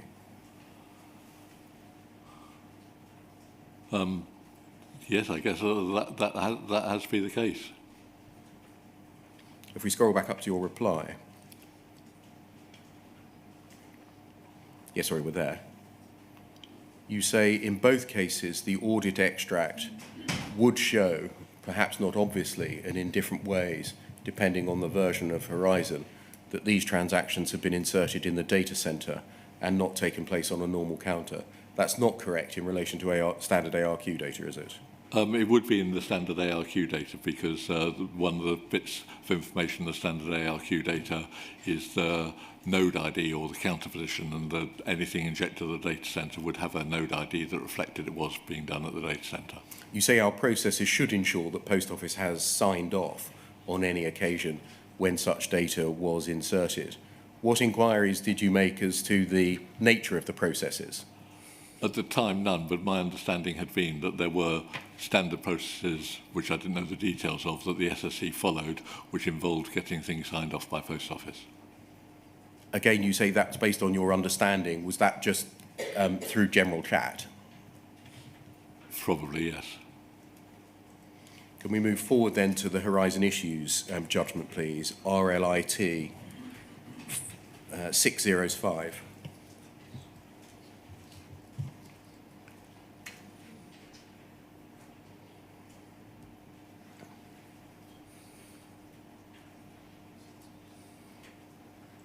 And page 87, please.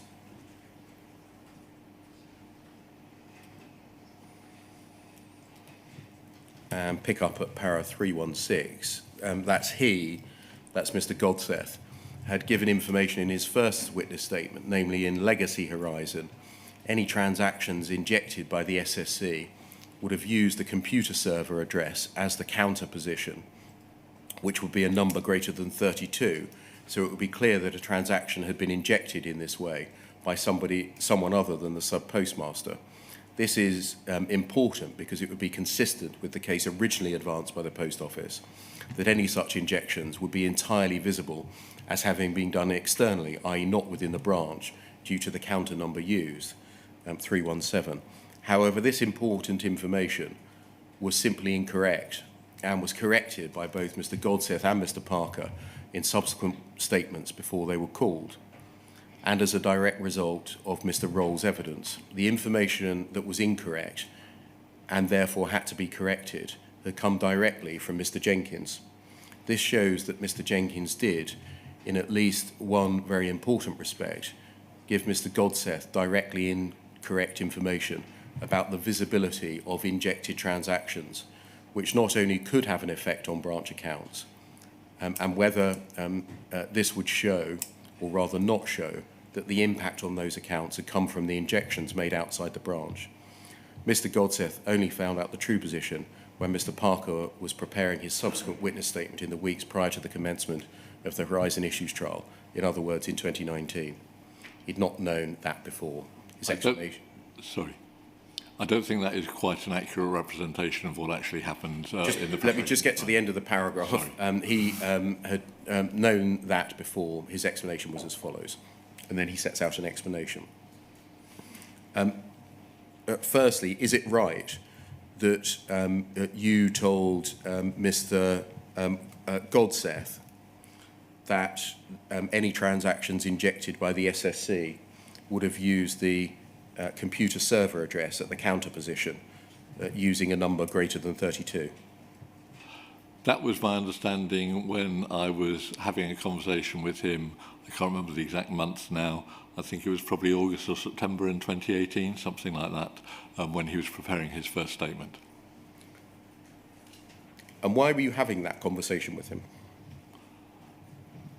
To explain my understanding of remote access at that time.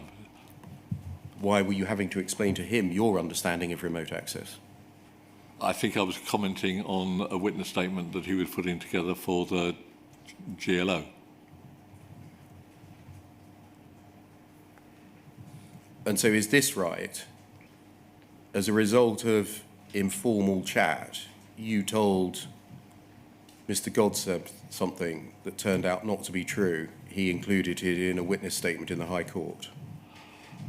I realised my mistake soon after he'd actually put his witness statement in, and I then attempted to correct my mistake shortly after that. And I produced a document about 2 or 3 weeks after his final draft of his first witness statement, pointing out that I'd realised that that was actually incorrect. And I sent that to the various lawyers and to Torsten and also probably to Steve Parker. Did your change in approach come about because of you reading Richard Roll's witness statement? Yes, and as a result of that, I had a conversation with John Simpkins, which pointed out the error in my previous understanding. We've seen, sorry, that can come down. We've seen Mr. Henderson say that you said to him in 2012 that Fujitsu could remotely access branch terminals and insert transactions which would be indistinguishable for those in the branch. We've seen him say that, yes. You subsequently claimed otherwise in your emails that we've looked at. Yes. And it appears when you gave your initial account to Mr. Godseth for the purposes of him writing a witness statement, you maintained that position. Yes, it was a genuine mistake. So is it the case that it turns out that what Mr. Henderson says that you admitted to him in 2012 was in fact, in general terms, true all along? I don't believe that I would have said that at the time, but I just can't remember the conversations that we had. It was my genuine belief that injections of transactions were done at the correspondent server rather than at the counter. Thank you. Can we turn to a new topic, please? The use and reliability of ARQ data. You deal at various points in your third witness statement with ARQ data. Can we turn those up, please? Paragraph 127, which is on page 41.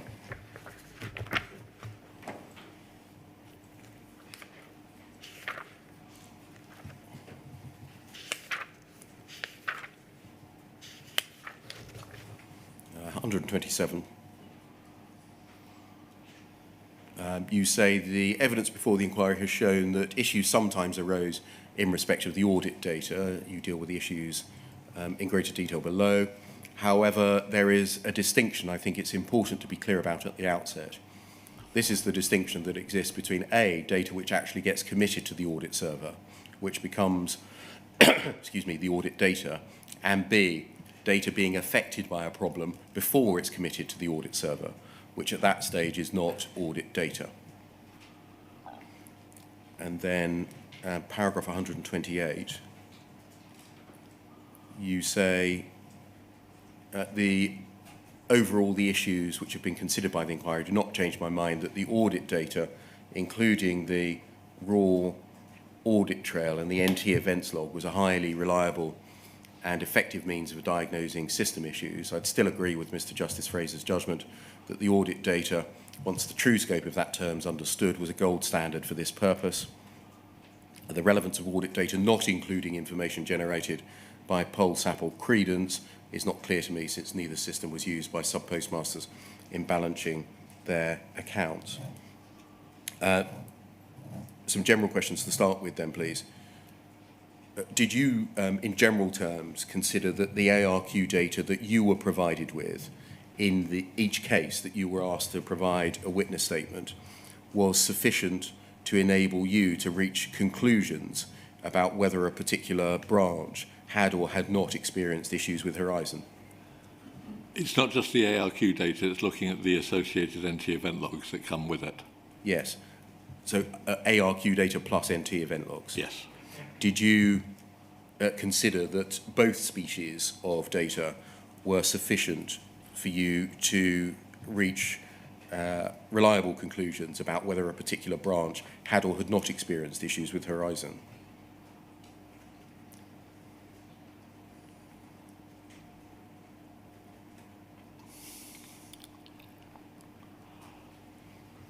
I was looking, right. I think with the use of the NT events, then yes, the ARQ data would be reflecting what had actually been recorded at the branch, and if there was a problem in recording it, then that would have been visible in the NT events. So yes. So is the answer to my question yes then? Yes, I think so, yes. Has your view about the adequacy of such data in any way changed in the light of any of the evidence given to the inquiry by any of the Fujitsu witnesses? I believe that it is also useful to be able to look at the raw NT event logs as well, and I usually had access to those raw event logs. Did you look at them? Yes. Well, at least when I was given evidence. I mean, there was clearly some cases in 2012 where it was decided that there was no need to look at the ARQ data at all. In some cases, in your witness statement, I think you made clear that you hadn't seen the ARQ data and therefore couldn't comment on the cause of a shortfall. Correct. In other cases in which you provided a witness statement, you didn't explicitly point that out. That is correct. I was expecting that if there was some specifics to be looked at, then I would be shown the ARQ data, but clearly that didn't happen. In those other cases in which you provided a witness statement but didn't state that you were unable to comment on the cause of the shortfalls without having seen the ARQ data and NT events logs, should we take it nonetheless that you felt able to offer definitive views on the causes of shortfalls without having seen such data? I think I was giving a general view of how I thought how the system should be operating. I was expecting to have some sort of comeback in terms of specifics if that was appropriate, and clearly in some of those cases it didn't happen. Who were you expecting to give some sort of comeback? The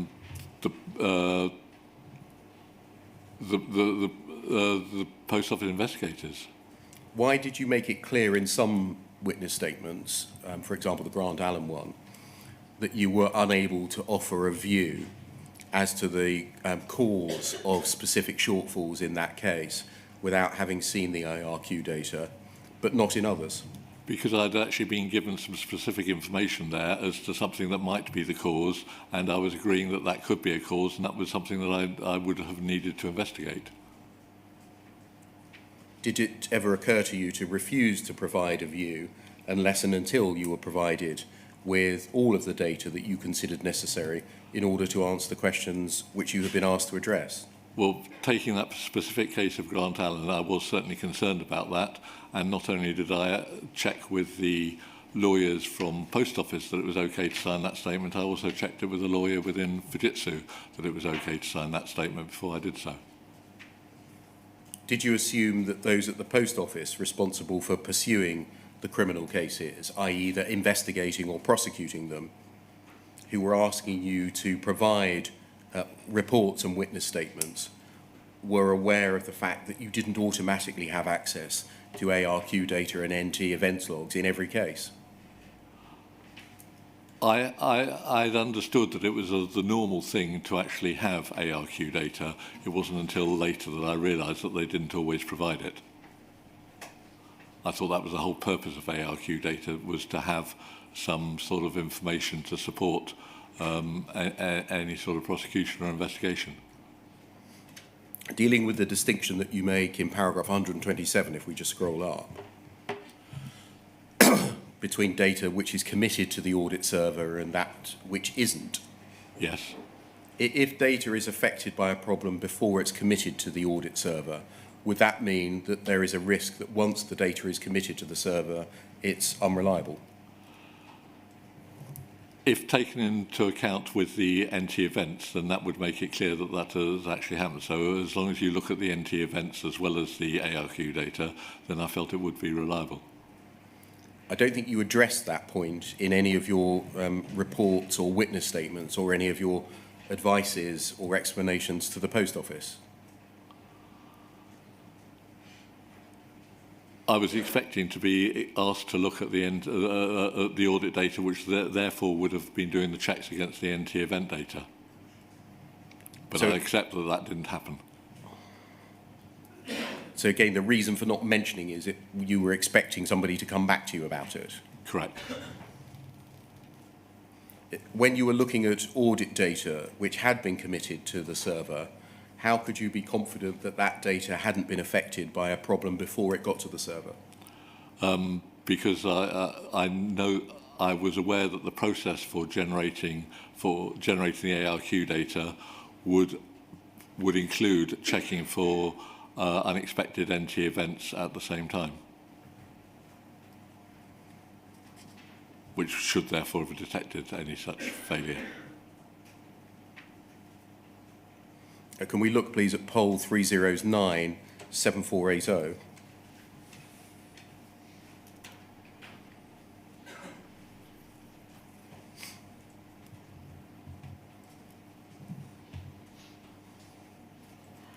And go to page 3, please. And scroll down. This is a quite complicated email chain between you and Helen Rose about the Lepton report and the logs produced as a result. If you can try and help us distinguish or understand what's being said to start with. You refer to some files and you say they are part of the standard ARQ returned. Yes. And then in the third paragraph, you say if that, which is what you described in paragraph 2, is sufficient for your purposes, then you do have all you need in the standard ARQ. However, what I was able to confirm from my look at live data a couple of weeks ago, and is also held in the underlying raw logs, is confirmation that the reversal was generated by the system and not manually by the user. What might also be available in underlying logs is whether or not the system was rebooted. I suspect it was, but have no evidence one way or the other. I can confirm the other user did log on again. Do you need anything further from me? So to summarize, you were explaining here the limitations of what was included in standard ARQ data. Is that right? Yes. You were explaining some additional data that you were able to find by looking at what you call live data. Yes. Which in fact revealed that the relevant transaction was one not undertaken by the sub-postmaster, but was one generated wrongly by Horizon itself. No, it wasn't generated wrongly by Horizon itself. It was one that was generated by Horizon itself as part of the recovery process following a failure of the system, and the whole purpose of that reversal being undertaken by the system was to reflect what the postmaster would have understood to have occurred at the time of the failure. I see. So it was an automated process where the system generated the reversal. To reflect what should have been understood by the sub-postmaster in the branch at that particular time. Okay. Then if we scroll up, please. We see Helen Rose replies, I can see where this transaction is now and understand the reason behind it. My main concern is that we use the basic ARQ logs for evidence in court. And if we don't know what extra reports to ask for, then in some circumstances, we would not be giving a true picture. That's right, isn't it? That if they were using in court cases the basic ARQ logs, in some cases, a true picture would not be given to the court. I would dispute that, because in fact it was, that reversal was part of providing the true picture. The reason that reversal had actually taken place was to reflect what the sub-postmaster would have seen in the branch at the time. Well, hold on. If we go up to your... Well, hold on. We should read the second paragraph first. I know you're aware of all the Horizon integrity issues. I want to ensure that the ARQ logs are used and understood fully by our operational staff, that we have to work with this data both in interviews and in court. What did you understand her to mean by saying to you that you were aware of all of the Horizon integrity issues? I'd been sent a few months earlier a report that she had produced of branches that were challenging the integrity of Horizon. So I assumed that she was referring to that report of hers, which I'd been sent a copy of. So not meaning you're aware of all of the integrity issues with Horizon that in fact exist, but instead meaning all of the allegations made by sub-postmasters about Horizon integrity issues. That is how I would have understood that statement to have been made. She says, I want to ensure that the ARQ logs are used and understood by operational staff who have to use them in interviews and in court. We go back up to your reply, please. You say you understand your concerns. It would be relatively simple to add an extra column into the existing ARQ report spreadsheet that would make it clear whether the reversal basket was generated by recovery or not. This would address your concern. So was it the case that the existing ARQ data being relied on by investigators and prosecutors did not give a full picture? You were suggesting a solution to that. It was giving a full picture of what had occurred. There were some... These system recoveries were purely to actually put the branch accounts back into the state that they should have been in following a failure.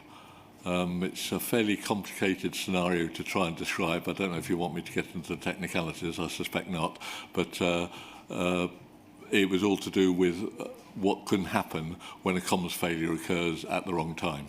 You don't say in reply, hold on, Helen or Miss Rose, you're wrong. The data you have does present a full picture. You say there needs to be a change in order for it to do so. What I was saying is that if she wanted to be aware of those things specifically, then that could be added into the ARQ, into the standard ARQ extract. Was that done? I don't believe, to your knowledge? Not as far as I'm aware. And why wasn't it done to your knowledge? Because it required the Post Office to request a change on Fujitsu to do that, and I don't believe they pursued it. So it was a post office decision. Yes. Do you know why the post office did not pursue it? No. Thank you. Can we move on, please, to your integrity reports? Yep. Thank you. That can come down. Just looking at it generally to start with, you authored 2 reports addressing the integrity of data on Horizon. I think they were narrower than that in terms of what their scope was. But I know the reports you're referring to. The first, excuse me, I've got a frog in my throat.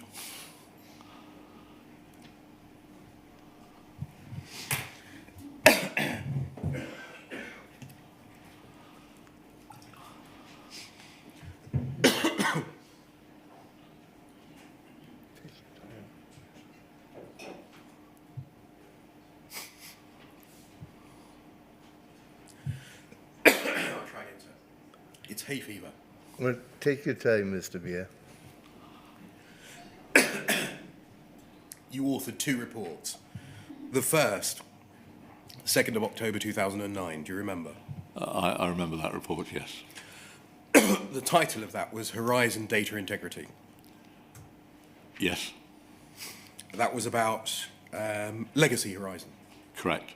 Would you prefer an early lunch? It's 1:45. That's most generous, sir. Right. What time shall we resume? Can we say 25 to 2, please? Yeah, fine. Thank you.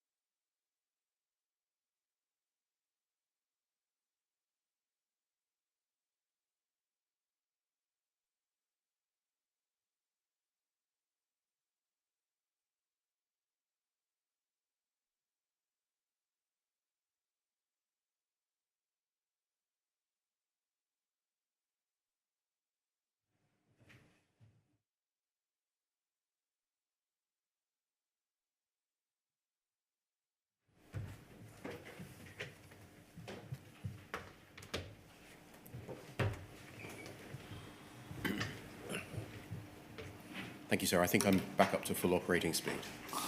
Good. Mr. Jenkins, we were going to look at the two Horizon data integrity reports that you wrote. And I was summarising that you authored two reports, the first of which was dated the 2nd of October 2009, and the title of which was Horizon Data Integrity. Correct. And that was about legacy Horizon. Correct. The second of which was dated the 25th of November 2011 and was called Horizon Online Data Integrity. And that was obviously about Horizon Online. There were various versions of it with different dates, but yes, Yes, that was probably the date of one of them. The last version I think that we've got is version 4 and is dated the 25th of November 2011. There was a variant on that I used later on in 2012, but yes.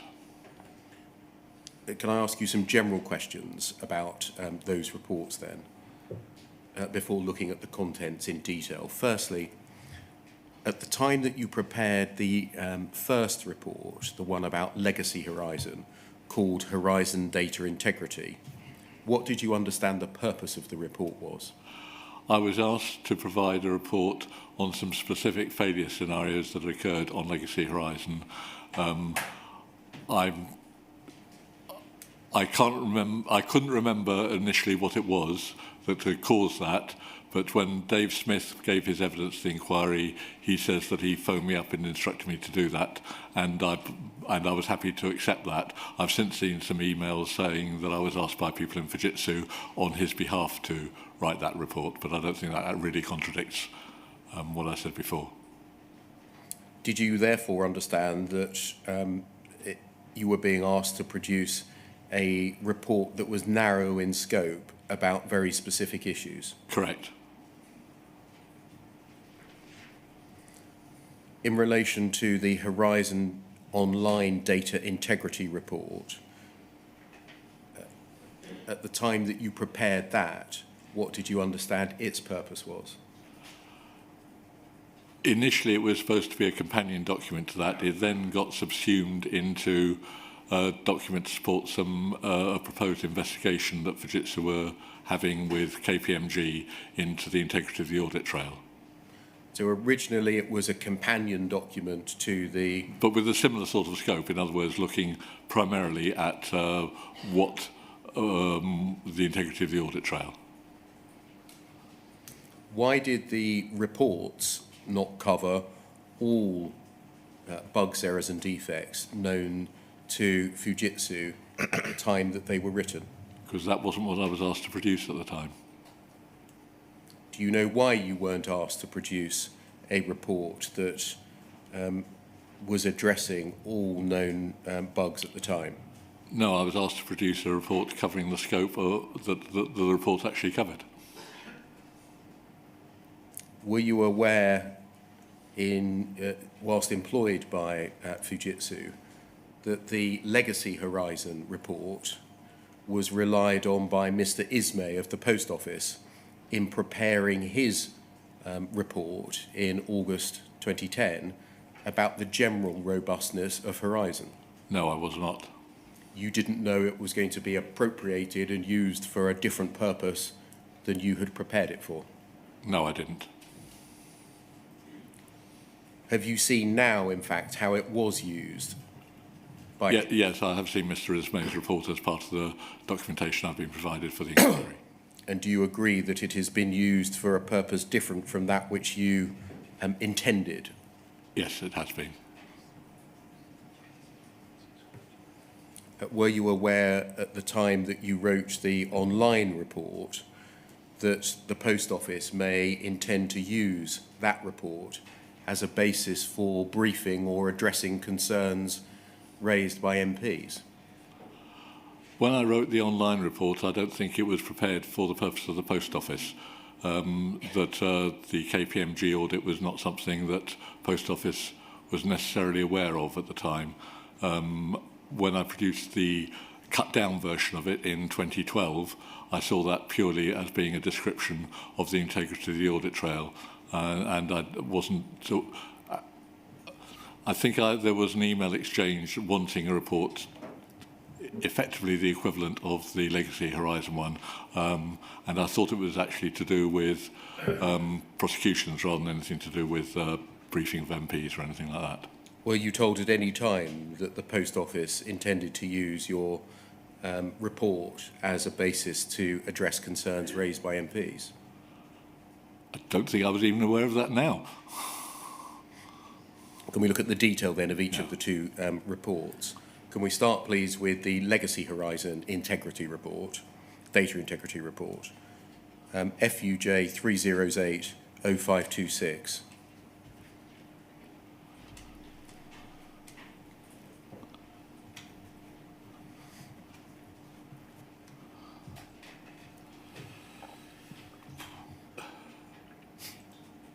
Thank you. We can see the document's title is Horizon Data Integrity, and we can see on this page here that you are the author of it. Correct. Correct. And if we just go over to page 2, please, and scroll down, and over the page, and scroll down.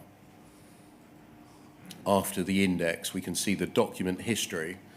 And can you see the version that we're working from here is version 1.0, dated the 2nd of October 2009. Correct. And if we just look at the foot of the page, we can see that. And that's on every page, bottom right. Can you see Yes. that? Yeah. Just go back up to the top of the page. Just out of interest, version 0.1b, which appears before version 1, is described as a first informal draft, but is dated a year after the final version for release. I think that must be a typo. Should that be 2nd of That should be October? 2009. I've not noticed that until now. Okay. So does that reflect that you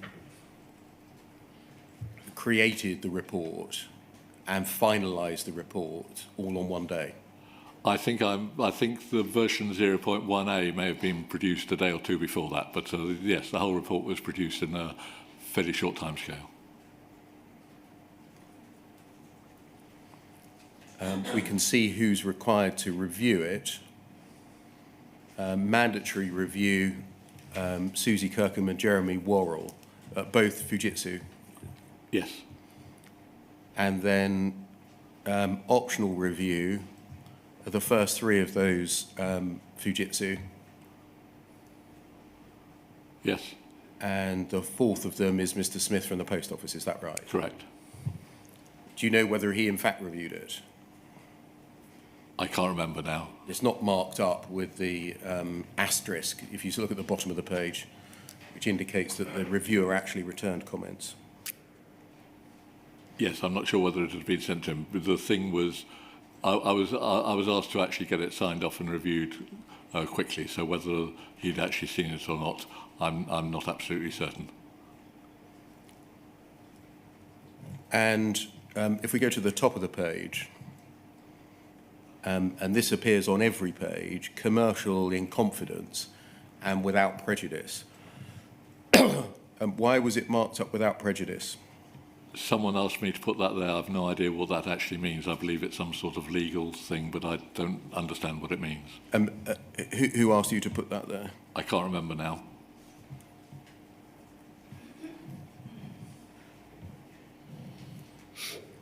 Were you told that this was being prepared in the contemplation of any litigation? No, I don't believe so. Were you told that this was prepared for the purposes of obtaining legal advice? I don't believe so. Did anyone mention to you before or as you were preparing the document that it was to be used or might be used in litigation that was reasonably in contemplation or for the purposes of obtaining legal advice? Not that I'm aware of. Can we go forward to page 5, please?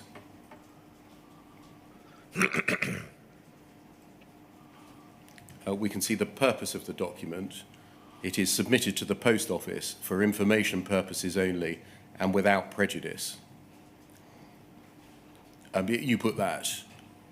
Again, I don't understand what without prejudice means, so someone must have said I needed to add that in, but I can't remember who. Would that be a lawyer? I don't know. In the event that the post office requires information in support of a legal case, Fujitsu will issue a formal statement.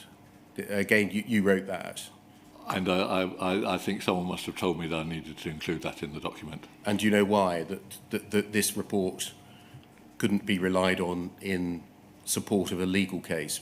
If there was a legal case, then Fujitsu would issue a formal statement. No, I'm not aware of why I was asked to include that in the document.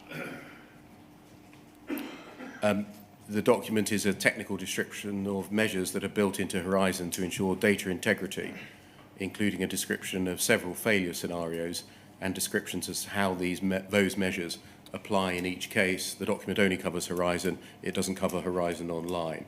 Was that dictated to you, or is that you writing? That was me.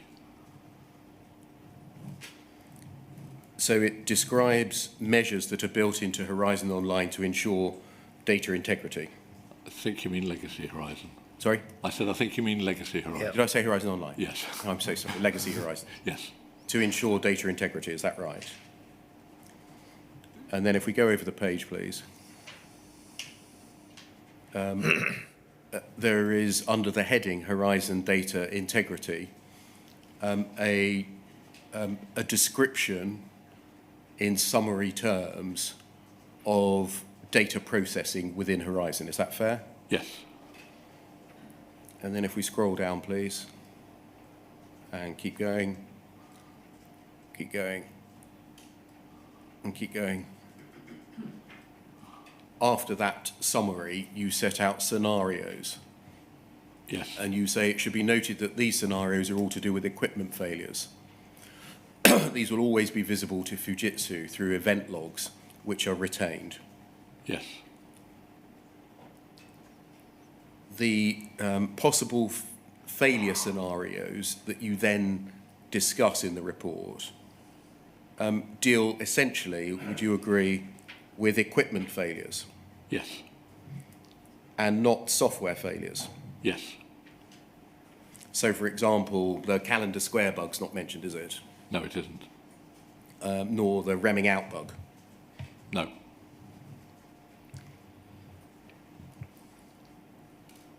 Would you agree that if this document was taken as providing a picture of Horizon's good health, it only gave a partial picture because it only dealt with equipment failure? That was what I was asked to actually produce a report on. So the scope was given to me, and I believe those scenarios were actually provided to me by Post Office. Would you agree that a full and complete explanation of Horizon data integrity would not only focus on equipment failures? I can see that now, but as I say, that wasn't the scope that I was asked to produce this document for. Did you say, well, hold on, if I'm writing a report about Horizon data integrity, it's more, it should be more than about pieces of equipment that may fail? I'd understood that that was what the report was required to cover. Do you know why a narrow focus was selected? No, I don't. Did you get any sense that a narrow focus was selected to provide a commercially acceptable reality that Fujitsu could present to the Post Office, which only discussed equipment issues without referring to bugs, which, if mentioned officially in a report in a long series, might lead to a reappraisal of the contract between the parties? That hadn't occurred to me at the time. As I say, I was just asked to produce a document with this particular focus, which is what I did. The information in the report, therefore, didn't reflect a full picture of what you knew of concerns arising over data integrity in Horizon. It's only about equipment failures. Yes.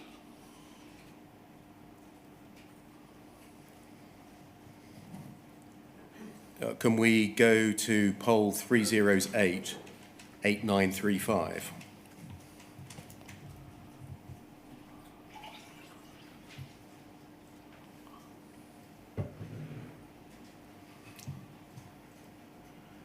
Thank you. If we just look at the top of the page. This is the Isme report of the 2nd of August 2010. You're not on the distribution list. No. Because it was a post office document. Yeah. When did you first see it? I think I first saw it as part of the preparation for this inquiry. Can we look, please, at page 7?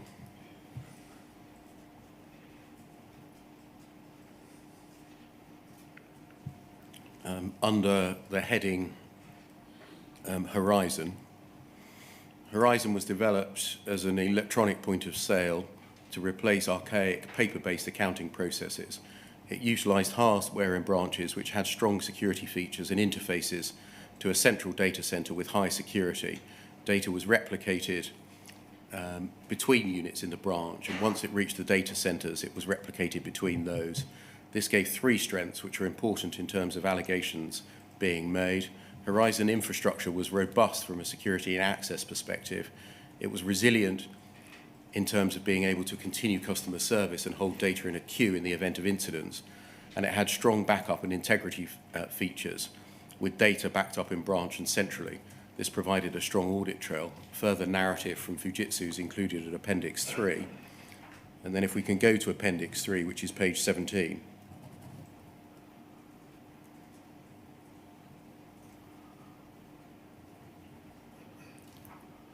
Can we there see it's printed in a different way than the document that we just looked at, but your Horizon Data Integrity Report for Legacy Horizon?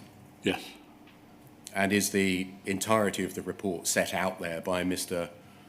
Isme as his Appendix 3? I've not checked that it is the entirety, but I'm happy to believe that it is. Okay. How did your report come to be included in the Isme report? I've no idea. Were you asked for your consent or permission for it to be reused in this way? No. To your knowledge, was anyone in Fujitsu asked if it could be repurposed in this way? I don't know. Were you consulted on any of the wider contents of the Isme report? No. To your knowledge, was anyone else in Fujitsu consulted on the wider content of the Isme report? Not to my knowledge, no. When he gave evidence to the inquiry, Mr. Isme said that he relied on your Legacy Horizon Data Integrity Report in drafting his own report, and he accepted that at the time he did not think that the Legacy Horizon Data Integrity Report had any limitations at all. He accepted that that was a failing. To your knowledge, was anyone in Fujitsu, including yourself, involved in any way in the use or the misuse of your report in the Isme report? Not to my knowledge, no. Thank you. Can we look, please, at FUJ 0015 6064?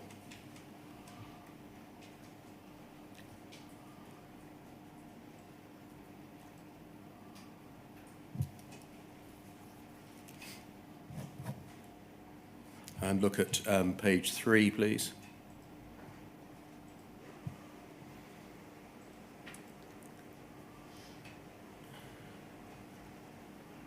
Thank you. And if we just scroll up, please.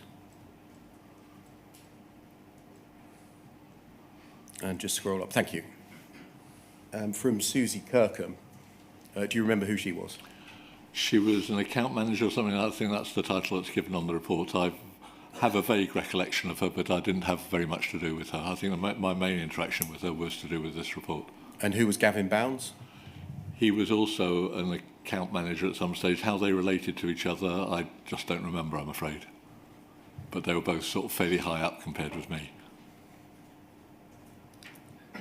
She says, Gavin, I've detailed below a brief summary of the sub-postmaster claim that Horizon fails to maintain the integrity of branch accounts if the branch experiences technical issues.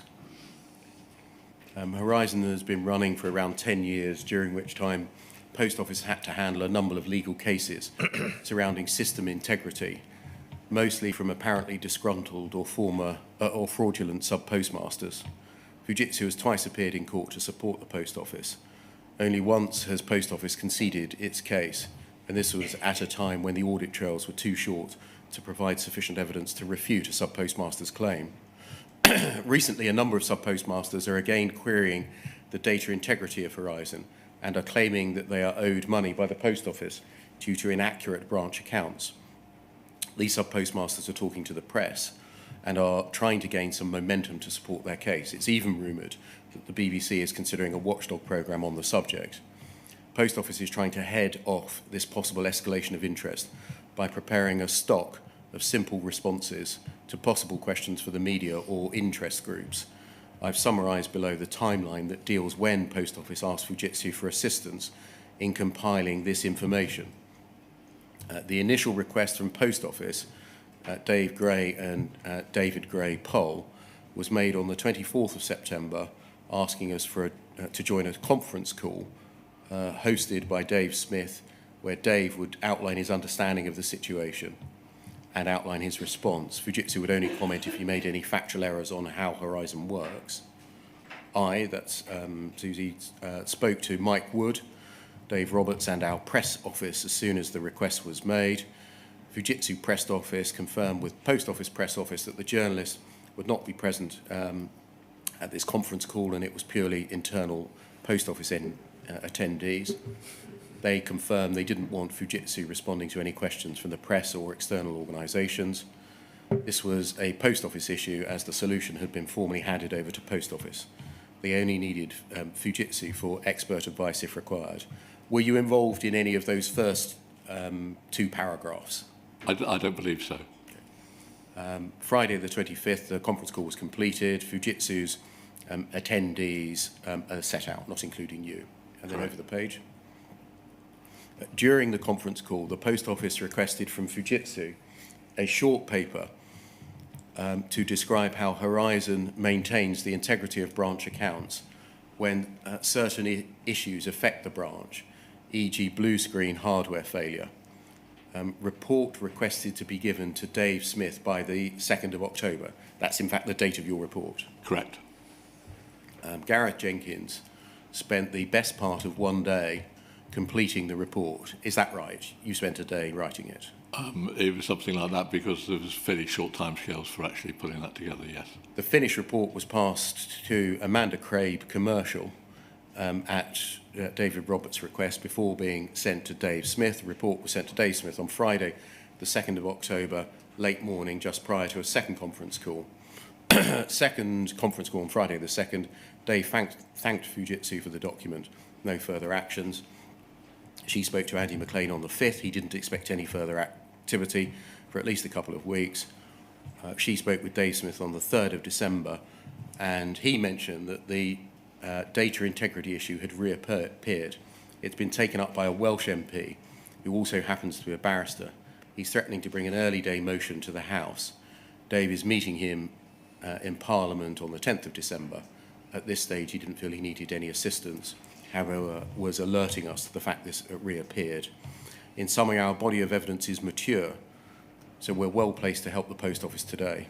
But when Horizon Online is installed in 2010, much of our existing material will become irrelevant, etc. Now, you were copied in on this, weren't you? I was. So I think you knew that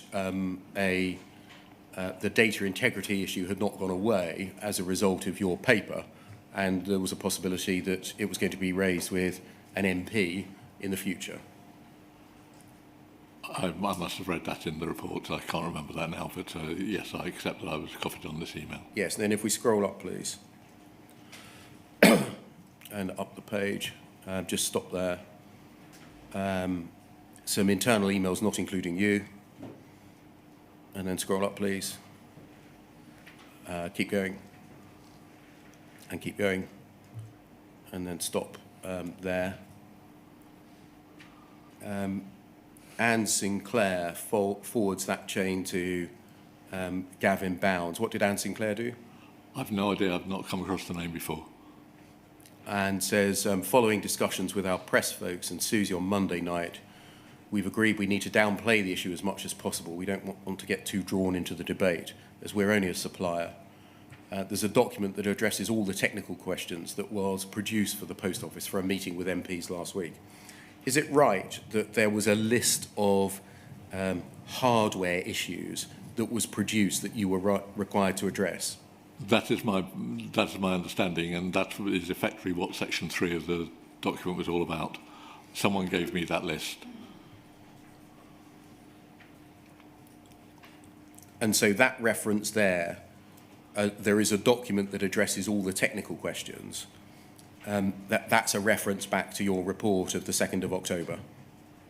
I'm assuming so, but I don't know for a definite fact.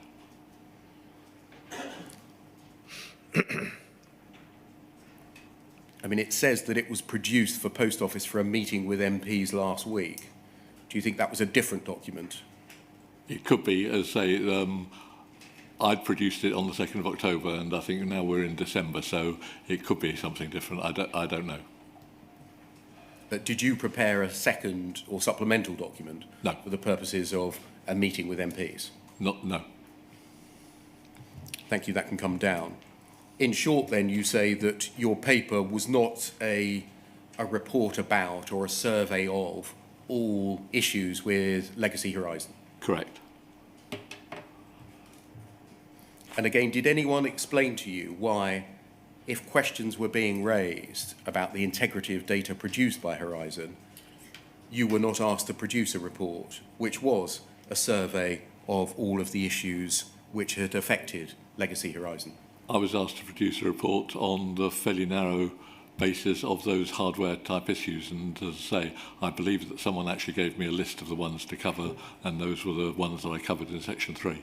So it was sought for a limited purpose, its contents fulfill that limited purpose, and it shouldn't be used for any other purpose? That was the situation at the time, yes. Can we turn to the data integrity report for Horizon Online, please? FUJ 3080534.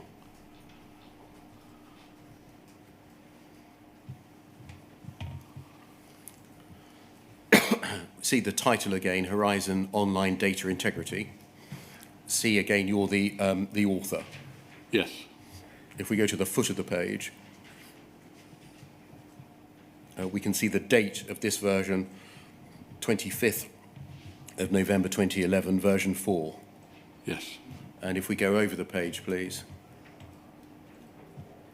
and again, past the index, sorry, to document history, we can see that the first draft was created on the 18th of January of that year. And then if we scroll down, I'm not going to go through the summary of changes. Version 4, which I think is the one approved for distribution, is 25th of November 2011. Yes. Did the purpose of the report change in those 10 months or so? Yes, it got one of the versions, I can't remember which versions, was there was talk about having a formal review of the integrity of the audit trail of Horizon Online by an external firm of consultants. KPMG. And the report was amended to actually effectively be a scoping document for what they were being asked to provide. What was its original purpose? I think its original purpose was to be a companion document with a similar sort of scope to the Legacy Horizon version. Why did you need a companion document about hardware failures in relation to Horizon Online? Well, it wasn't just the hardware failures, it was also talking about the way that the audit trail worked, and so this was talking about how the audit trail worked on Horizon Online, because that was very different from Legacy Horizon. Why did you need a companion document about how the audit trail worked? Why did Fujitsu need one? I can't remember exactly why I was asked to write this at the time now. I was about to ask, who asked you to write it and why? I can't remember, I'm sorry. There may be emails around about it, but I've not seen them as part of the inquiry. Can we go to page 7, please? Terms of reference, in bold at the top. Fujitsu would like to instigate an independent audit of the Horizon Online environment currently delivered to Post Office to provide confidence that the solution has intrinsic security controls commensurate with the requirement for legal admissibility. This would enable a legal review of contract compliance. Just trying to decode what that says.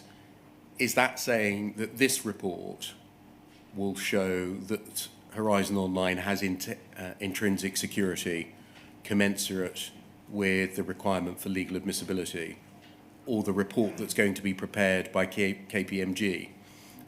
The latter. So this was effectively the terms of reference for KPMG to produce their report, which never actually happened. And whilst you said that, why didn't it happen, to your knowledge? I don't know why it didn't happen. I think I've understood since then that the second site review subsumed it, but I think the scope of the second site review was actually very different from what this was intended to be. Who gave you to understand that the second site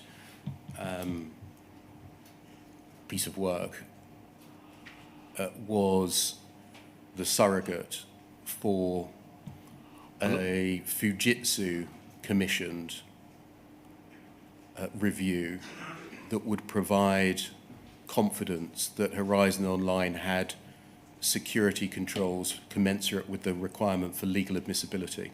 It probably, I'm not sure if I was told explicitly, it could well be an assumption on my part that this all seemed to go away at the same time that the second site review started up.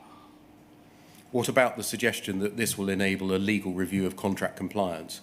To your understanding, did Fujitsu engage in that process at all?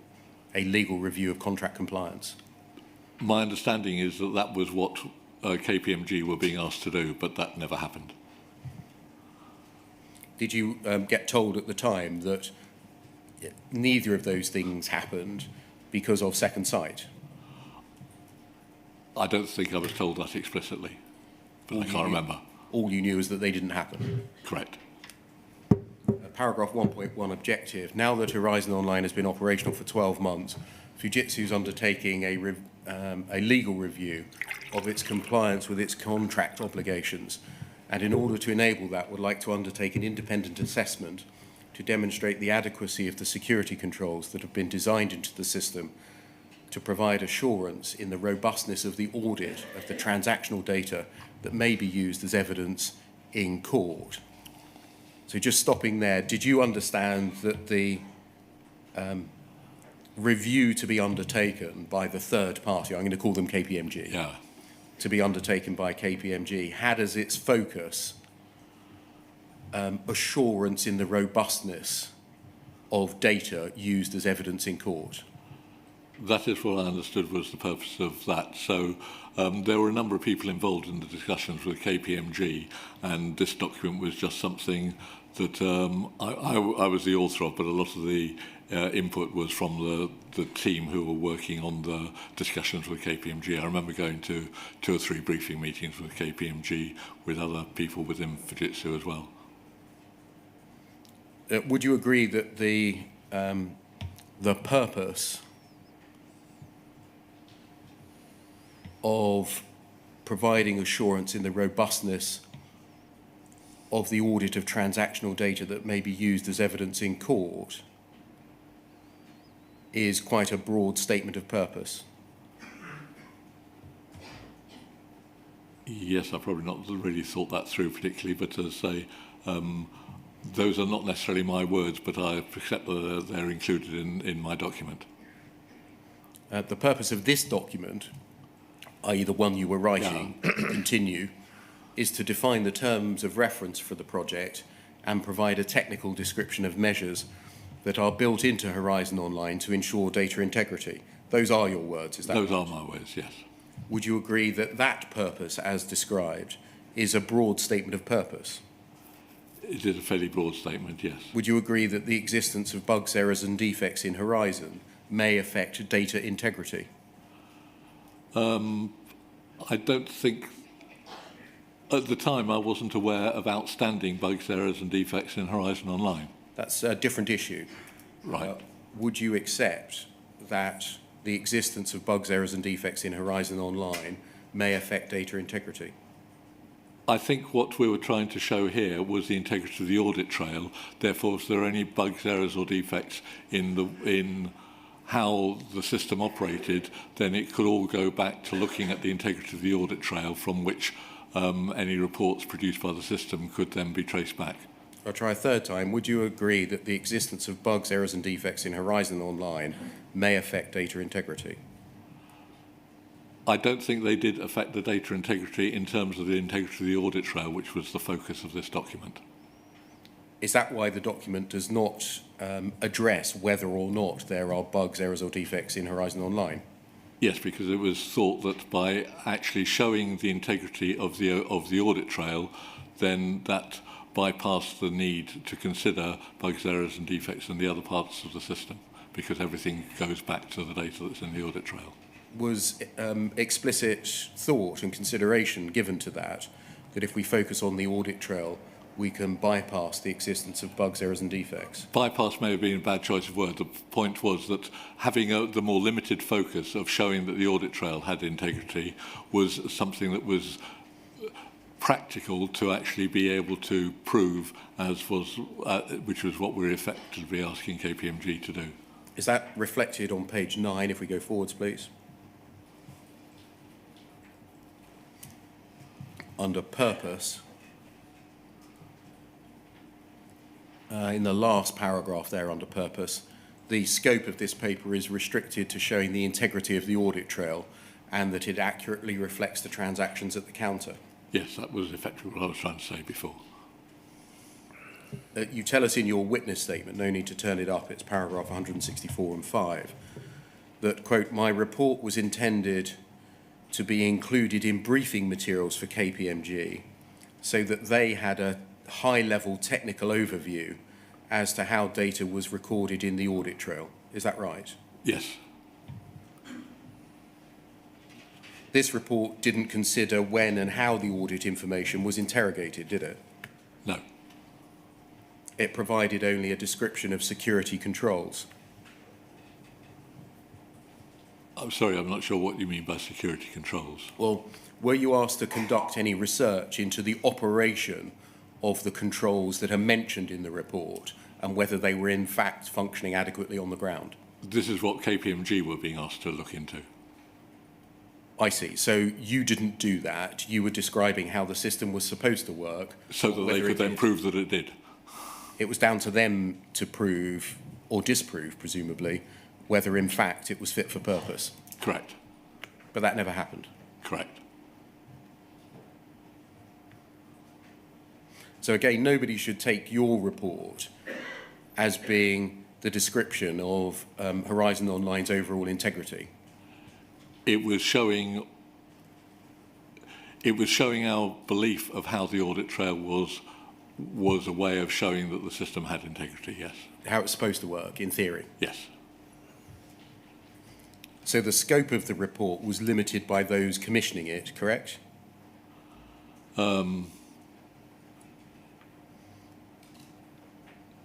Yes, I guess so, yeah.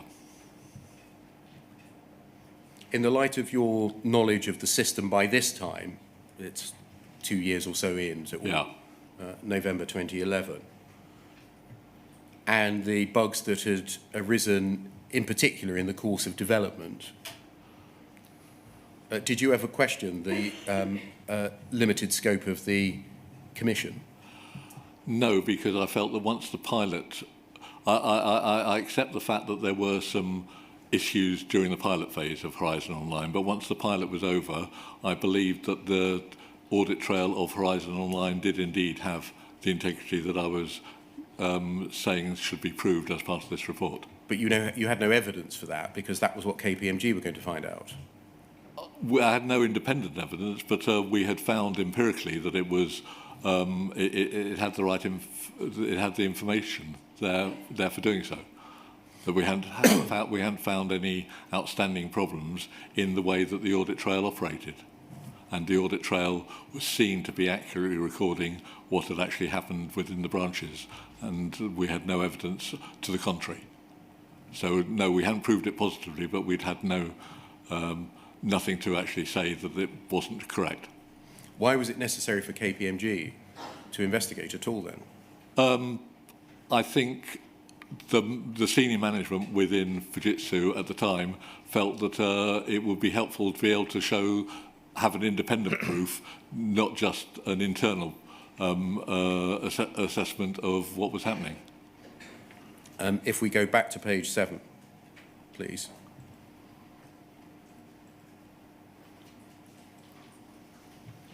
The top line of the terms of reference includes the fact that the independent report would seek to provide confidence that Horizon Online has intrinsic security controls commensurate with the requirement for legal admissibility. By this stage, you were aware that the data being produced by Horizon, both, in fact, Legacy Horizon and Horizon Online, was being used to support criminal prosecutions. Yes. You were, I suspect, in any event, aware that the data being produced by both systems formed the core accounting information for any sub-postmaster's business. Yes. And indeed the business of the post office itself. Yes.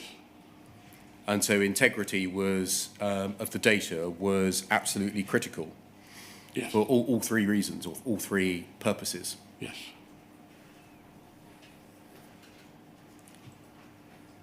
From their titles, these reports address Horizon Integrity in the legacy system and Horizon Online data integrity, but did not address everything that you knew about Horizon data integrity, either in the online system or in legacy, did they?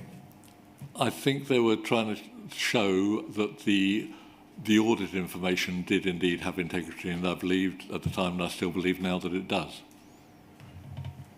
For example, in relation to Legacy Horizon, they didn't address faults in development or in the operation of the riposte system. No, but I didn't think that was relevant in terms of the integrity of the actual audit trail, which is what was the basic subject that it was about. They didn't address any detail of the riposte lock problem, for example.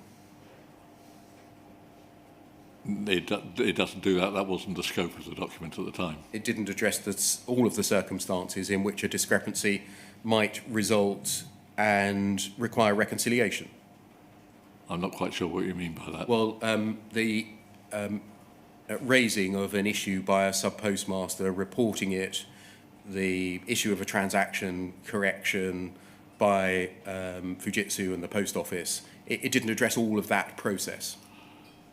That wasn't. I didn't see that as being the purpose of the documents. The purposes of the documents were quite narrow, as we've already discussed.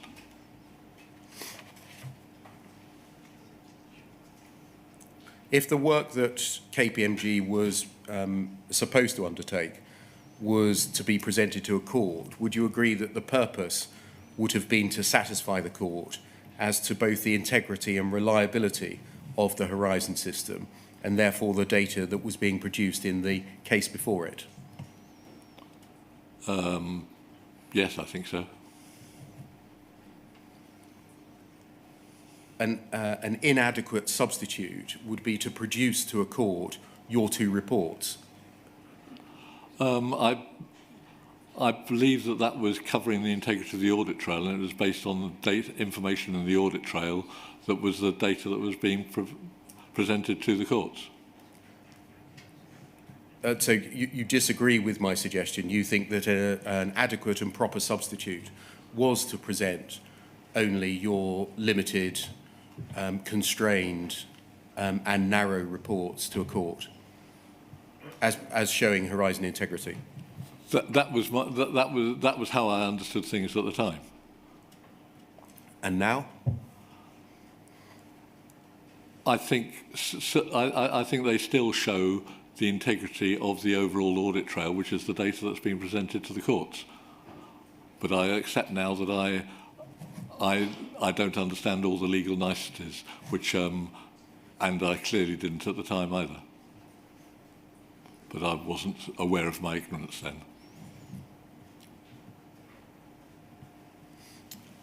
Can we, on that note, turn to the second part of my questions to you, which concerns some of the case studies? Okay. And can we start with the case brought against Hughie Thomas, who ran a post office in Wales? You explain in a witness statement to us your involvement in the case was some months after the post office had concluded its investigation of Mr. Thomas, and in fact he'd been charged, correct? That is what I now understand, yes. I didn't at the time necessarily. Can we start by tracing your earliest involvement in the case, that I can see, by looking at FUJ 0012-2203?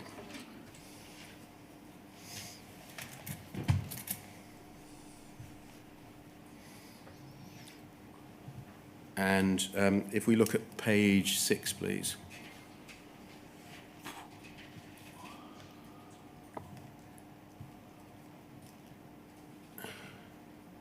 I think we can see Mr. Ward at 12:43 on the 10th of March 2006, emailing a generic Fujitsu email address. Can you see that? It just says to Fujitsu on the right. Yes, I understand that. I've no idea what email address that would have gone to. No. The subject is ARQs, statement, request, and assistance. And then if we scroll down, please. He says, sorry for the length of the email. I'm going to ignore the next two paragraphs, the one starting both of the above and Brian. And then if we scroll down over the page, the third main paragraph, the one starting on a separate matter. Yes, I see that. He says, on a separate matter, I also require a witness statement in respect of the following ARQs. For some reason, they've been redacted. We know the numbers, and they appear in other emails, all of which relate to Mr. Thomas's post office.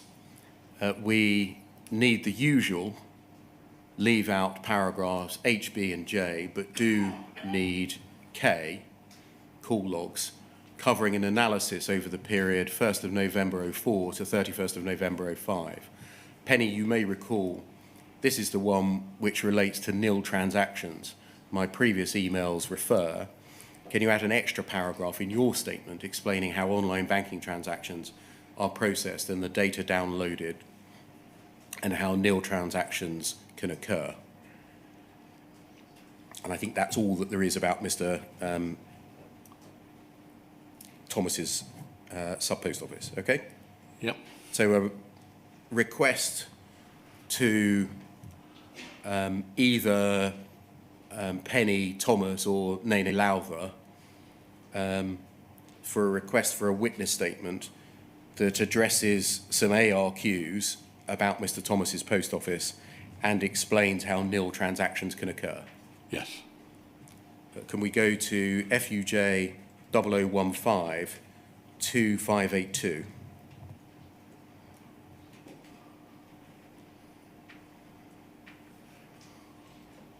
Page 2, please. And scroll down a little bit. Mr. Pinder emails you on the 21st of March. So that's 11 days after the email we've just looked at. Yes. And says, Gareth re Telcon. As discussed, please see extract from a recent email below in italics from Graham Ward regarding providing a statement about nil transactions and online banking. If they're able to put something together for us, I'd be very grateful. If you send it back, I will arrange for Nene or Penny to write a statement for your signature.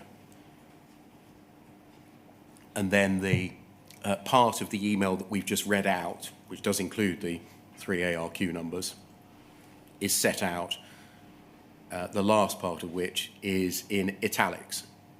Could you add an extra paragraph in your statement explaining how online banking transactions are processed and the data downloaded and how nil transactions can occur? So you're asked to put something together for us. Yes. Addressing nil transactions and online banking. Yes. His email seems to refer to a conversation with you. It says re-telcon at the top. Yes, I see that. I don't suppose you remember what Mr. Pinder told you of Post Office's requests? No. I mean, clearly, I can understand what it's saying in the email, but what it actually said on the phone, I've no idea, I'm afraid. Did you have anything explained to you by Mr. Pinder or otherwise as to what was expected of you when creating a witness statement or other document in response to this request? I can't remember. What I believe from looking at the documentation I was asked to do was purely look at zero-value banking transactions and see why they came up as being zero-value banking transactions, and that is what I actually provided a report about. You'll see that this seems to ask you to provide a witness statement about those things, doesn't it? Yes, it does, and I think what I actually did was provided a report to say, is this what you want the scope to be? And in fact, I think we're going to see that you reply by email, not providing a witness statement, providing an answer. That is my recollection from the emails I've seen lately, yes. So he's asking you for a witness statement addressing those two things. If we go up, please, to page 1. Thank you. Same day, 21st of March, you reply, I've had a look at the ARQs and think there's sufficient info there to explain in most cases why there are zero-value transactions. I suggest the following as a brief explanation. There are 3 main reasons why a zero-value transaction may be generated as part of the banking system. 1, transaction has no effect. 2, it's been declined by the bank. 3, there's been some sort of system failure. Then you explain response codes. The third explanation is a response code with a value greater than 10 implies some sort of system failure. And you say, does that provide you with enough detail, identifying exactly why a given response code was generated in each case, and the exact circumstances under which each one can be generated is much harder, but I suspect that's unnecessary. And then scroll down. Give some examples of some response codes. So you respond not by providing a witness statement, you say, here's a brief explanation. Yes. Were you clearing with Mr. Pinder what you said in advance of committing it to a witness statement? I was just providing the information. I don't think at that stage I even knew what a witness statement was, though I might have... I think you'd already provided a draft. Yes, I was trying to think, but I don't think I'd actually drafted one myself. It had been drafted for me by Mr. Pinder's team in terms of getting the formatting sorted out. And that was in another case, in the Tasia case, is that? That's the one, yeah. So you did know what a witness statement was by then? Yes, I must have done. Just scroll up to the top of the page. And, sorry, just scroll down to the email. You say, I suggest the following as a brief explanation. Again, were you clearing with Mr. Pinder what to say in a witness statement before you made a witness statement? I'm not sure if it was that. I think it was a case of, this is the basic information, how do you want it presented? I don't think I was sort of clearing information. I was happy that technically that was a reasonable description of what was happening and what the circumstances were, and that was the basis of the information that I felt that he needed for whatever witness statement was to be produced. by somebody else? For someone else to actually produce the statement, though, it may be one that I would need to own and sign up to at some point. What do you mean you might need to own and sign up to a witness statement? That it would need to be my witness statement, but basically, at this stage, I was just trying to make sure that we had the scope correct. So you were clearing the scope for a proposed witness statement by you? Yes, okay, yeah. If we scroll up to the top of the page, he's grateful for your speedy response. He'll ask Nene to put it into statement form today for your perusal and signature on Thursday, if that's okay. Can we go back then, please, to... So before we do, was that a usual or an unusual approach in your dealings with Fujitsu's litigation or prosecution support team, that you would draft your own witness statements or somebody else would draft them for you? I'm not sure we can actually talk about the term usual, but it was the first case that I remember being involved in, but clearly the case of Tasia has been drawn to my attention as part of the inquiry, which I had no recollection of whatsoever. But so in that way, this was the second time that I'd been involved in doing anything with prosecution support. So I think it's a bit difficult to find what is usual. So too early to say what's usual? Yes. Can we go back to FUJ 0012-2203? Which was the chain that we were in before, and go to page 4, please.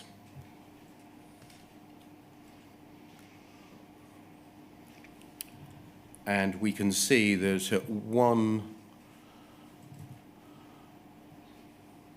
minute past 1, Nene Lowther sends Graham Ward a draft witness statement for the above re-nil transactions and asks him, Mr. Ward, whether it meets his requirements.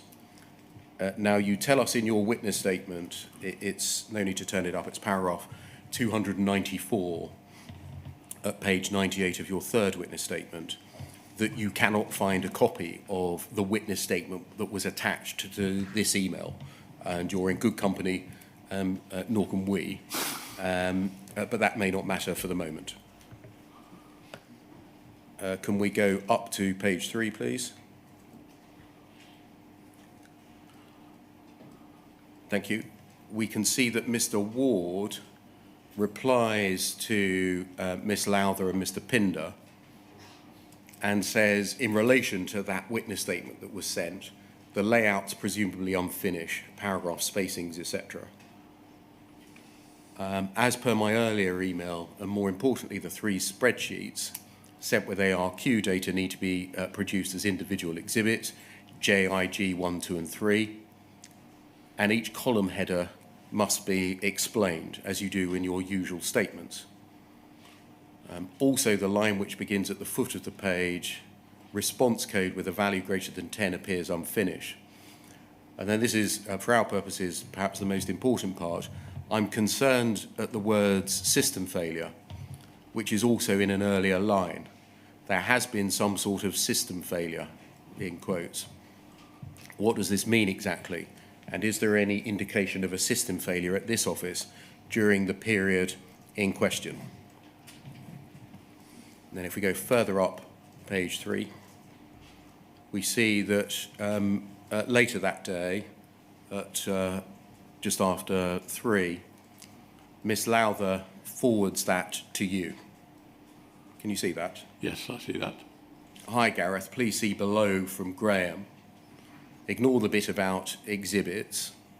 I'll print out the exhibits and update your statement with this. I understand you have copies of the spreadsheets. Please could you look at his second paragraph, that's the bit which explained concern about the mention of system failures, and advise with your comments again. And she sent your draft statement back. And I think the same comment as earlier applies, that there isn't a copy of that available that you can find nor we can find. Can we go up, please, to page 2?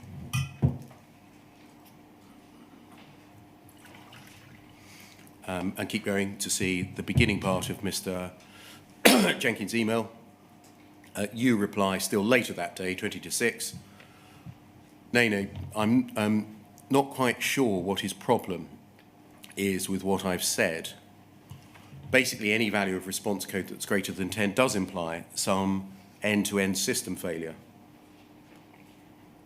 The actual value makes it clearer what exactly the failure is and where it's been detected. In the example, there are 2 such codes.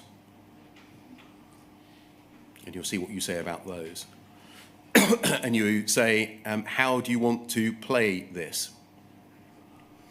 Do you want to add in specific text to the witness statement to cover these 2 codes, or persuade Post Office that the generic statement is okay, perhaps with some clearer words?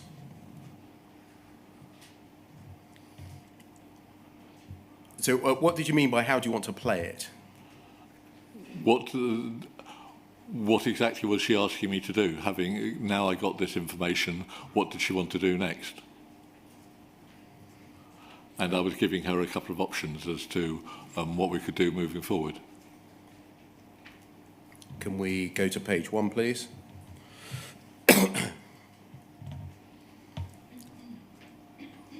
And then scroll down to her reply the next day. Gareth, I've updated your witness statement with all the column headings you explained to me earlier. I've not included your response below, as I'm not quite sure where to fit it in. Could you help with this? Graham Ward is thinking that system failures are drastic events. Could you explain a little further on this? Like you said, they are normal system occurrences. Please send back to me when you finish so I can send to Graham Ward to look at if possible. And then on this chain, the last email, scroll up. You attach a witness statement and say you've annotated it with revisions. In particular, I don't feel I can include the last 2 paragraphs, which may make the statement useless. Can we look at the attachment to this email? FUJ 0012-2204.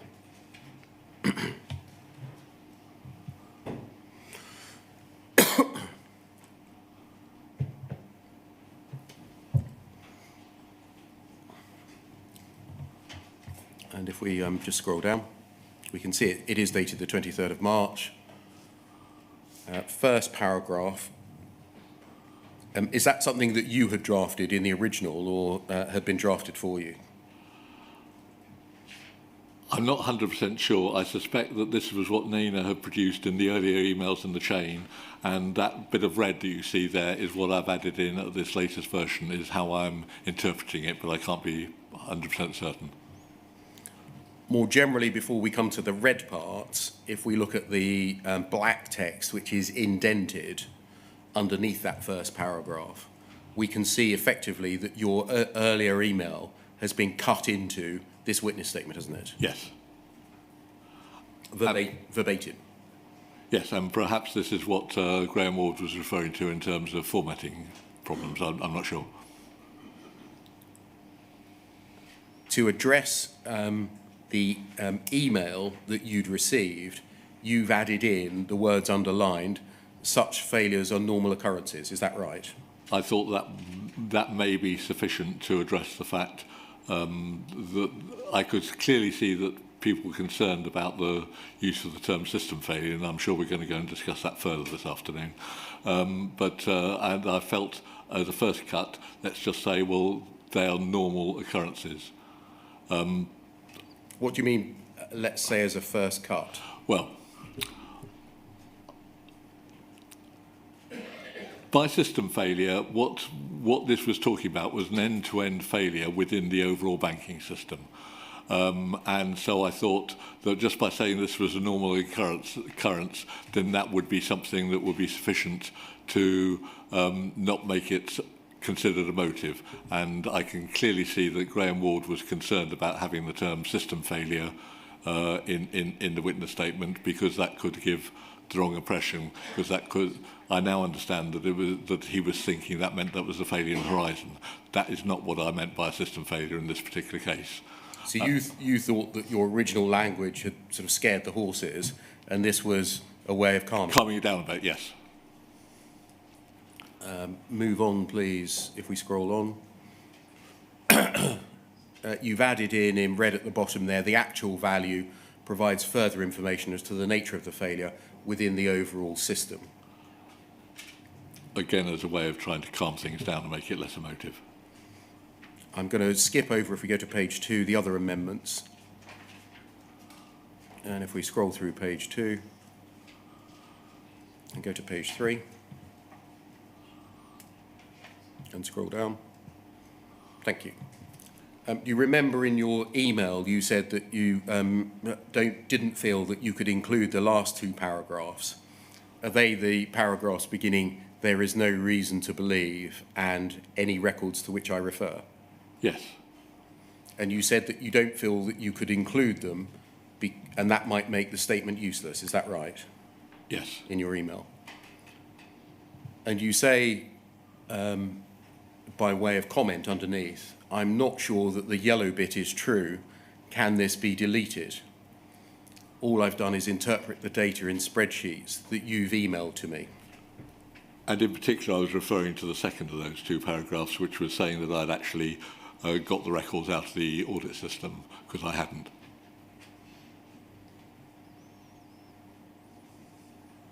Does the second paragraph actually say that you had got the records out of the audit system?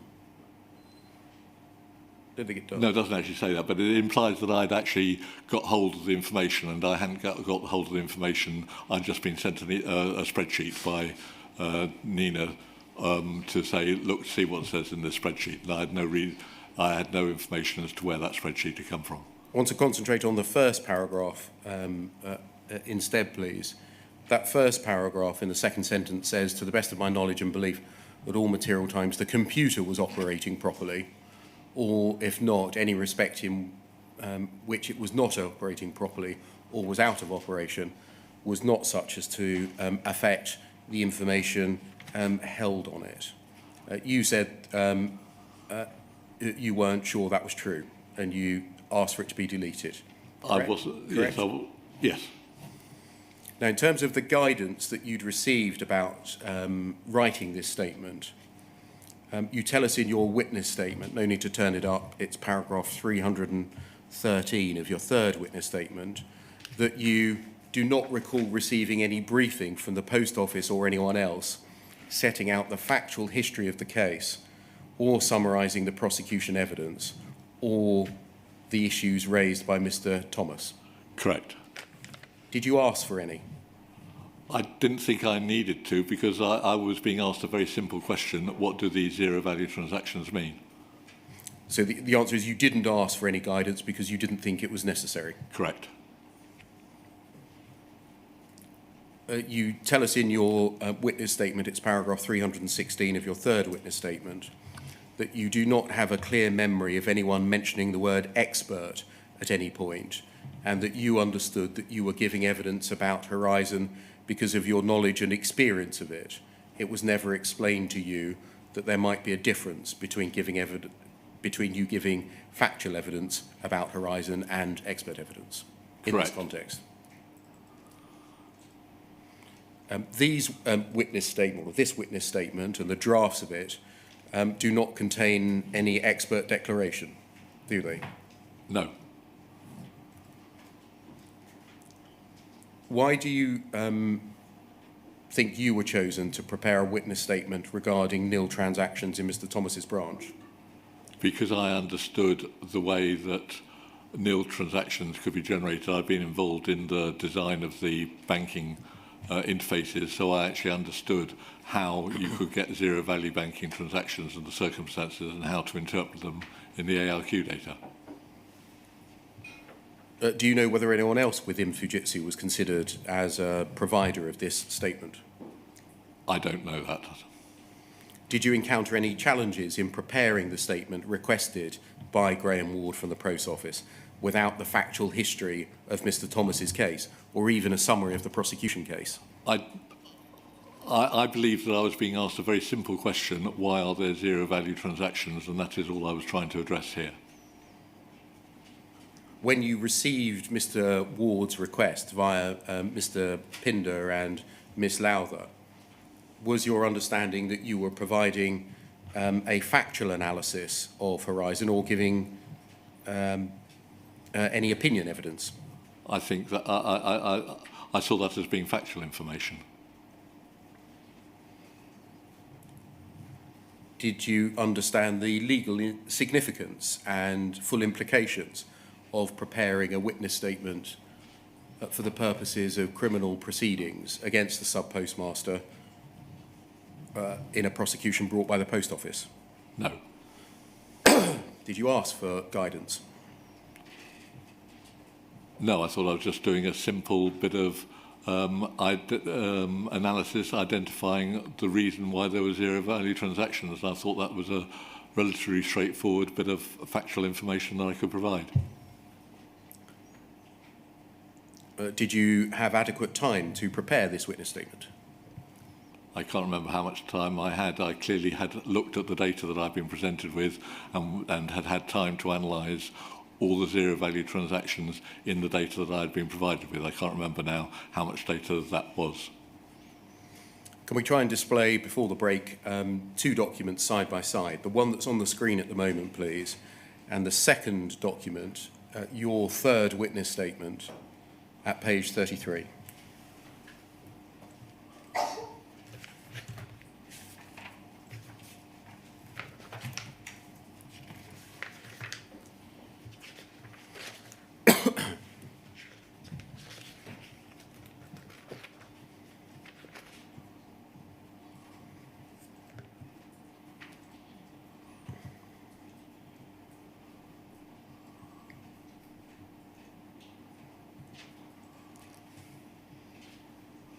Perfect.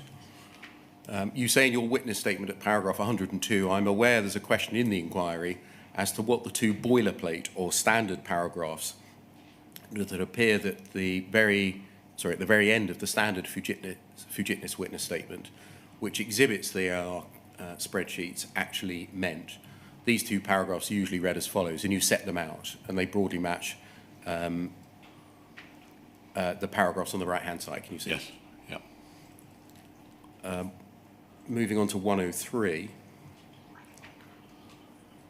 As I understand it, some witnesses to the inquiry have suggested that these paragraphs were supposed to show or intended to mean that Horizon was working properly at a given branch, or even that Horizon was working properly across the whole estate. That's not what I thought these paragraphs were intended to mean. As I've set out above, paragraph 104, Fujitsu's operational manuals concerning prosecution support appear to deal with the integrity of audit data rather than the integrity of the Horizon system. Just stopping there, earlier in the statement you rehearsed those. You hadn't seen them at the time, in fact, those manuals. Correct. So you're referring here in support of your position to documents that you hadn't seen at the time. Yes. As I've set out above, Fujitsu's operational manuals concerning prosecution support appear to deal with the integrity of audit data rather than the integrity of the Horizon system. They don't suggest the standard Fujitsu witness statement would address the integrity of the overall Horizon system at a given branch. Indeed, as I've already noted, paragraph L of this standard witness statement referred to the integrity of the audit data exhibited to the witness statement in terms of its origination, storage and retrieval. 105, the individuals who signed this standard witness statement, such as Pene and Nene, could not have given an opinion about the integrity of the Horizon system, whether at a particular branch or generally. They didn't have the technical expertise, would have been unqualified to do this. They could comment on the integrity of the AR extraction process that they had personally undertaken. 106, all of this explains why it makes little sense to me that the standard closing paragraphs in the Fujitsu witness statement could have been intended to have some broader meaning about the integrity of Horizon. This witness statement was only concerned with the production of time-limited ARQ data and didn't, for example, set out an analysis of the data. I think there is a clear distinction between a statement that the Horizon system was working or a statement to its overall health at a given branch during a specific period, and a statement about the way in which the ARQ data for that branch had been produced so that it had integrity. There's no explanation that I've seen in the Fujitsu documents as to what these two standard paragraphs were supposed to mean. I can see from the communications in the case study of Mr. Huey Thomas that I raised a question about the two paragraphs. That's essentially what we're looking at on the right-hand side. Indeed. Looking back now, I think my understanding was that the first of these two paragraphs related to the proper operation of the computers involved in the production of the witness statement, and that the second standard paragraph related to the process by which any records referred to in the witness statement had been obtained and produced. In Mr. Thomas's case, I think my concern was that I could not include these paragraphs because I hadn't extracted the ARQ spreadsheets that my draft statement was referring to. By this I mean I couldn't speak to the computer which had extracted the spreadsheets as properly working.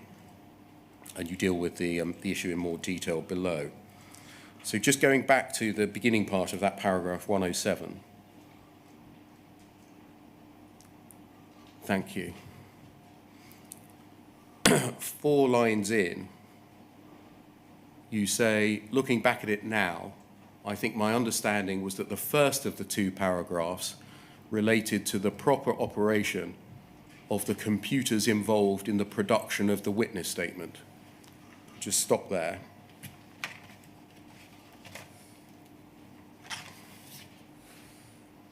So you're saying by that the word processor or other computer on which the statement was being typed or typed for you was working properly.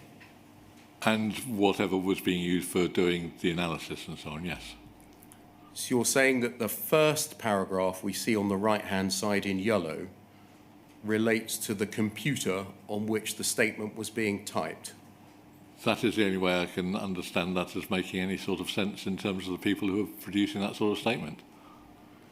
You ask on the right-hand side that that paragraph is deleted. Yes?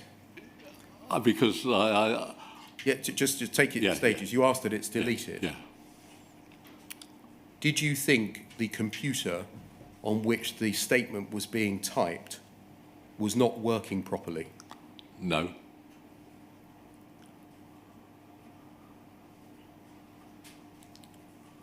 You were presumably satisfied that your draft witness statement was not inaccurate because of any improper use of the computer on which it was being drafted.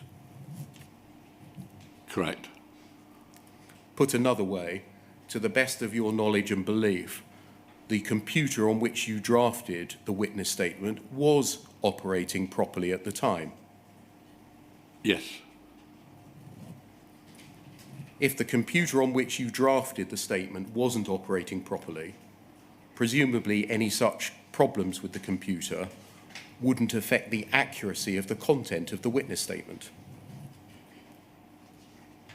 Yes, I think so, yeah. On what basis, therefore, could you have any doubts as to the truthfulness of the first section highlighted on the right, on the basis of the reason that you give, as is highlighted in yellow on the left? I was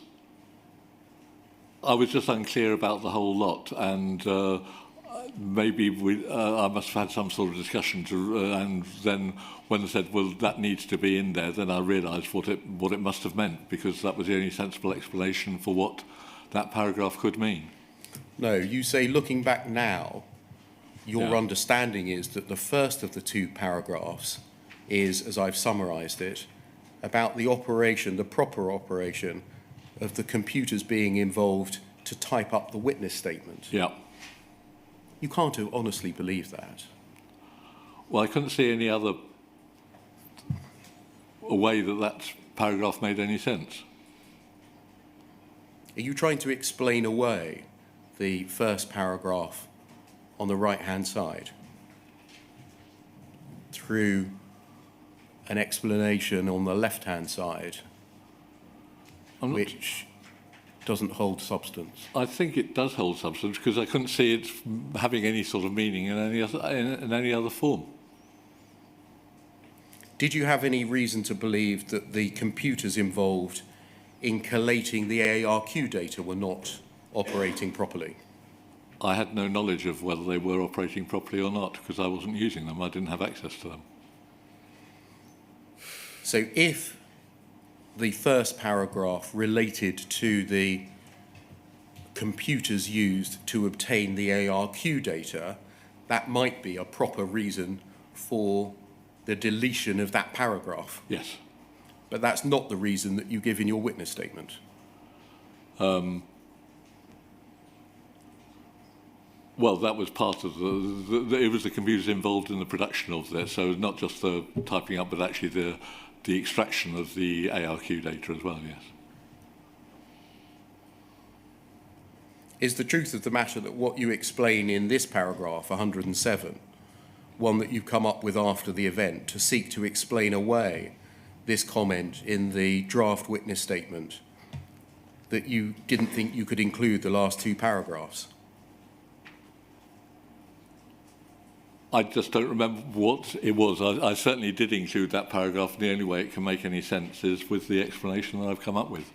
Or is the truth of the matter that you know that the first paragraph on the right refers and was intended to refer to Horizon, and the truth of the matter is you didn't think you could include that first paragraph because you knew there was no way that you could say that the Horizon system, i.e. the computer, was operating properly, or if not, any respect in which it was not operating properly wouldn't affect the information held in it? I wouldn't have referred to the Horizon system as the computer. I would have referred to it as the Horizon system. Well, you didn't write it, though, did you? Yes, but as I say, I couldn't... You didn't write it, did you? No. No. If we go back to page 1, please, on the right-hand side. If we scroll down, paragraph 1, you say, second line, I've been involved in many aspects of design and implementation of the computer system known as Horizon. Isn't your reference in the last paragraph a reference back to that computer system? I didn't think so. Well, I'm sorry to be persistent, but you didn't write that either, did you? I think I probably would have written the first paragraph, but Well, I thought you told Mr. Beer earlier that that was a paragraph suggested to you, and I'm not suggesting it was improper to suggest it to you. Yeah. Simply that it wasn't you who'd written it. Right, okay, I can't remember exactly who wrote which bits at the time, sorry. All right. Can we go back to the last page of the statement on the right? Sorry, one page up. The second paragraph in yellow. Any records to which I refer in my statement form part of records relating to the business of Fujitsu. Why couldn't you say that?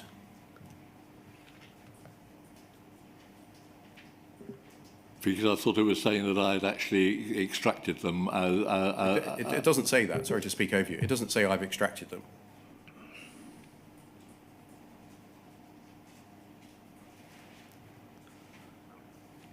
That is what I thought that they were saying.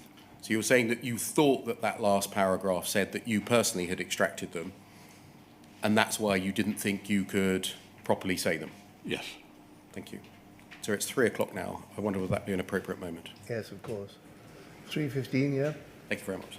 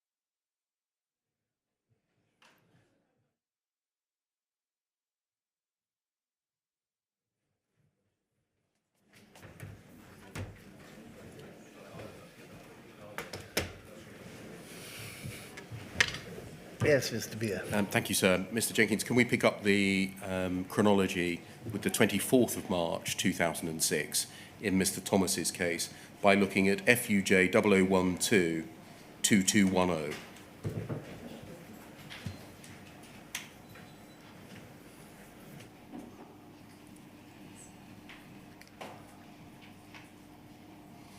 And if we look at that first page and scroll down, thank you, an email from Mr. Ward to Miss Lowther,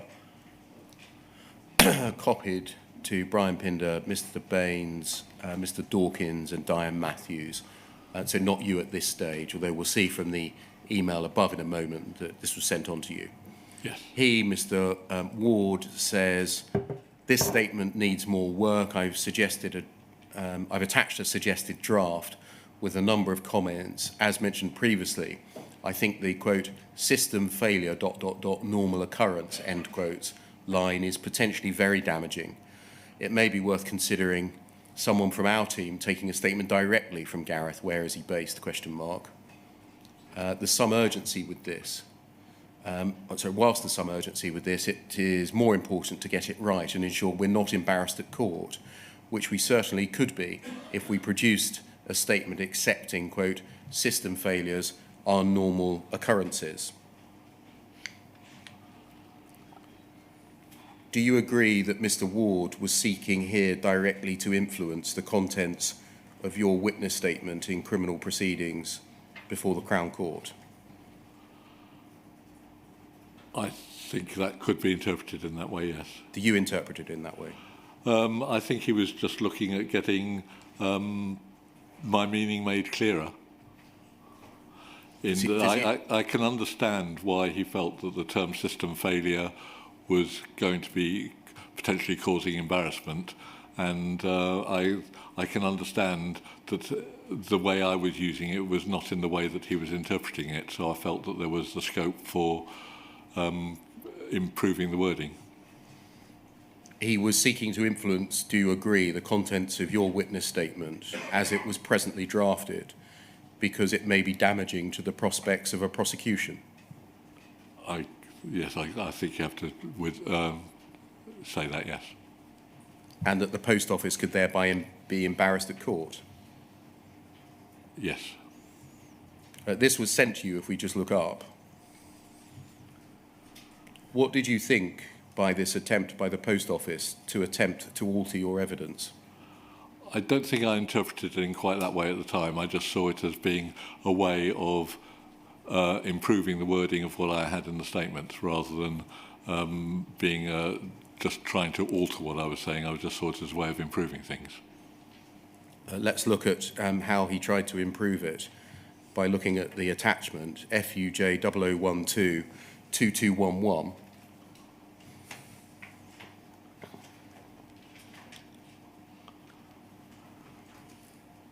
And can we go to the second page, please?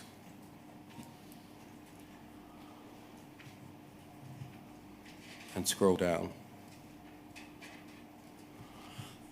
Stop there. You had typed in your original email, and it had been cut into a witness statement for you. There are three main reasons why a zero value transaction may be generated as part of the banking system. The transaction has no financial effect. The transaction has been declined by the bank. And three, there has been some sort of system failure. Such failures are normal occurrences. And if we stop there, he has struck through either by deletion or by typing over, and the word system has thereby struck through, because its track changes, the word main, hasn't he? Yes. He's added a question. If these are the main reasons, what are the rest? Question mark. And he has struck through again in the same way that I've just described, either by direct deletion or by highlighting and then typing over. There has been some sort of system failure. Such failures are normal occurrences. Yes. he's added some comments in brackets afterwards. Those comments are addressed to you, aren't they? Yes, I assume so. This is a really poor choice of words, which seems to accept that failures in the system are normal and therefore may well support the sub-postmaster's claim that the system is to blame for the losses. 4 exclamation marks.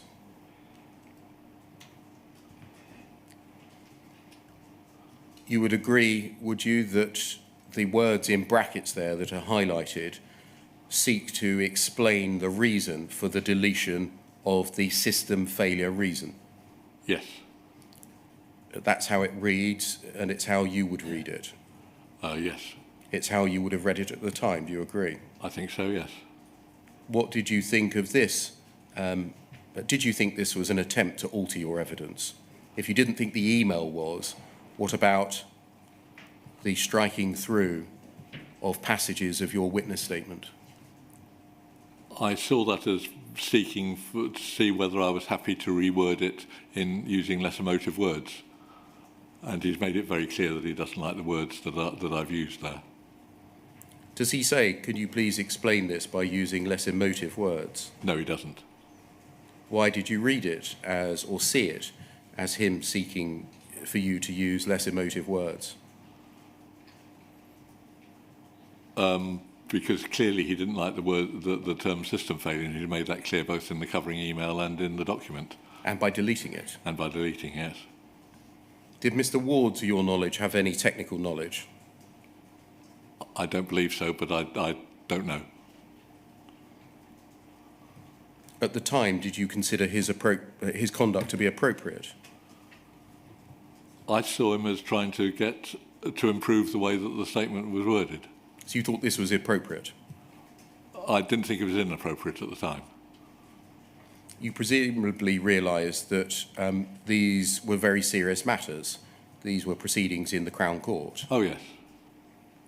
This is your evidence and not his. Yes. There's a declaration at the top of the statement, which yes. I think you would have read. Yes. If we go back to that at page 1. That statutory declaration at the top yes. there. Yes. It's a personal witness statement. Yes. Did you approach anyone within Fujitsu to say, is this appropriate? A casework manager I may have suggesting changes to my evidence? I may have discussed it with Nina or Penny. I don't know. Or Brian Pinder. I don't think I would have discussed it with anyone else. If we go back to page 3 and scroll down, we can see that the last 2 paragraphs, the boilerplate paragraphs, don't appear there, either as text or as being deleted. Yes. Do you think you had deleted those or you'd removed them when you sent back your previous version? I don't know. Can we go to FUJ 0015-2587?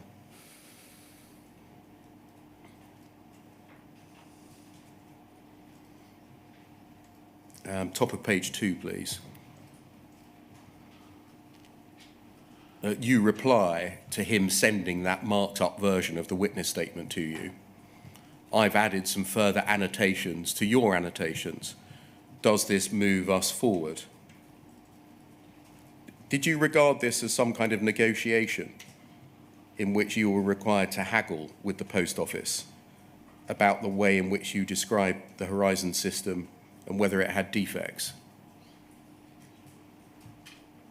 I suppose in a way I probably did, because that was how I was used to when writing technical documents. Then I would receive comments on them and then make updates based on the comments I'd received, and then update the next draft of the document. So I saw this as being a similar sort of process. Do I take it from that you didn't regard it as inappropriate to be haggling with the prosecutor over the content of your personal witness statement? Yes, I think you could take it that way. Can we look at the attachment that you sent back asking whether it moved us forwards? FUJ 0012-2216.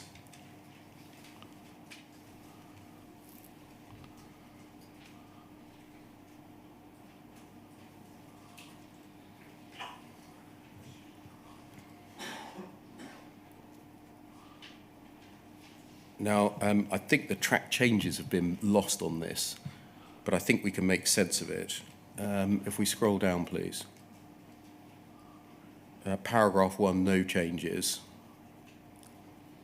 And paragraph 2, I think we can see a subtle difference of change in text in line 4. Can you see that? It looks like yes. a smaller font size. Is that likely to be your annotation? Yes.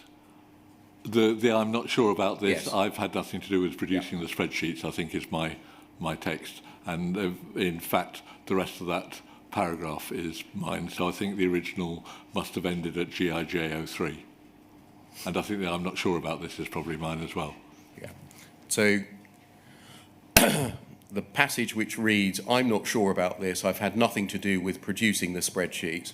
All I've done is made some statements based on what's in the spreadsheets. I assume that Nene or Penny produced the spreadsheets, but I've no personal knowledge as to what was included within them and what was excluded. For all I know, you could have typed them up from scratch. So you were saying, I'm unhappy with the 4 lines that appear beforehand. I don't want them included. Yes. Because I haven't produced any of the spreadsheets. I've got no personal knowledge of what was included or excluded from the spreadsheets. You could have just made them up. Yes.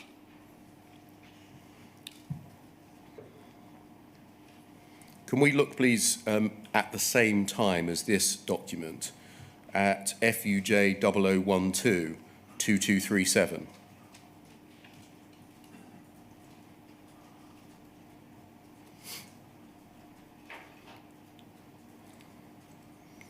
And that, on the left-hand side, is the final version of the witness statement dated the 6th of April 2006, which the Post Office in their disclosure tell us is the one that was submitted in the prosecution to the court, or disclosed to the court in the prosecution of Mr. Thomas, okay? Okay, but I'm not aware that I've actually signed it. No, in this version, well, I might as well ask you now, did you sign a version? I can't remember is the simple answer to that. Do you remember them coming to see you? I don't actually remember that, though I can see from the email exchanges that referring to meeting you a couple of weeks ago, then it must have happened, but I have no recollection of that meeting. Okay. So you think the evidence, you would agree, tends to show that they did come to see you to take a witness statement from you? That appears to have been what happened, is just I don't actually remember the actual meeting. And then scroll down, please.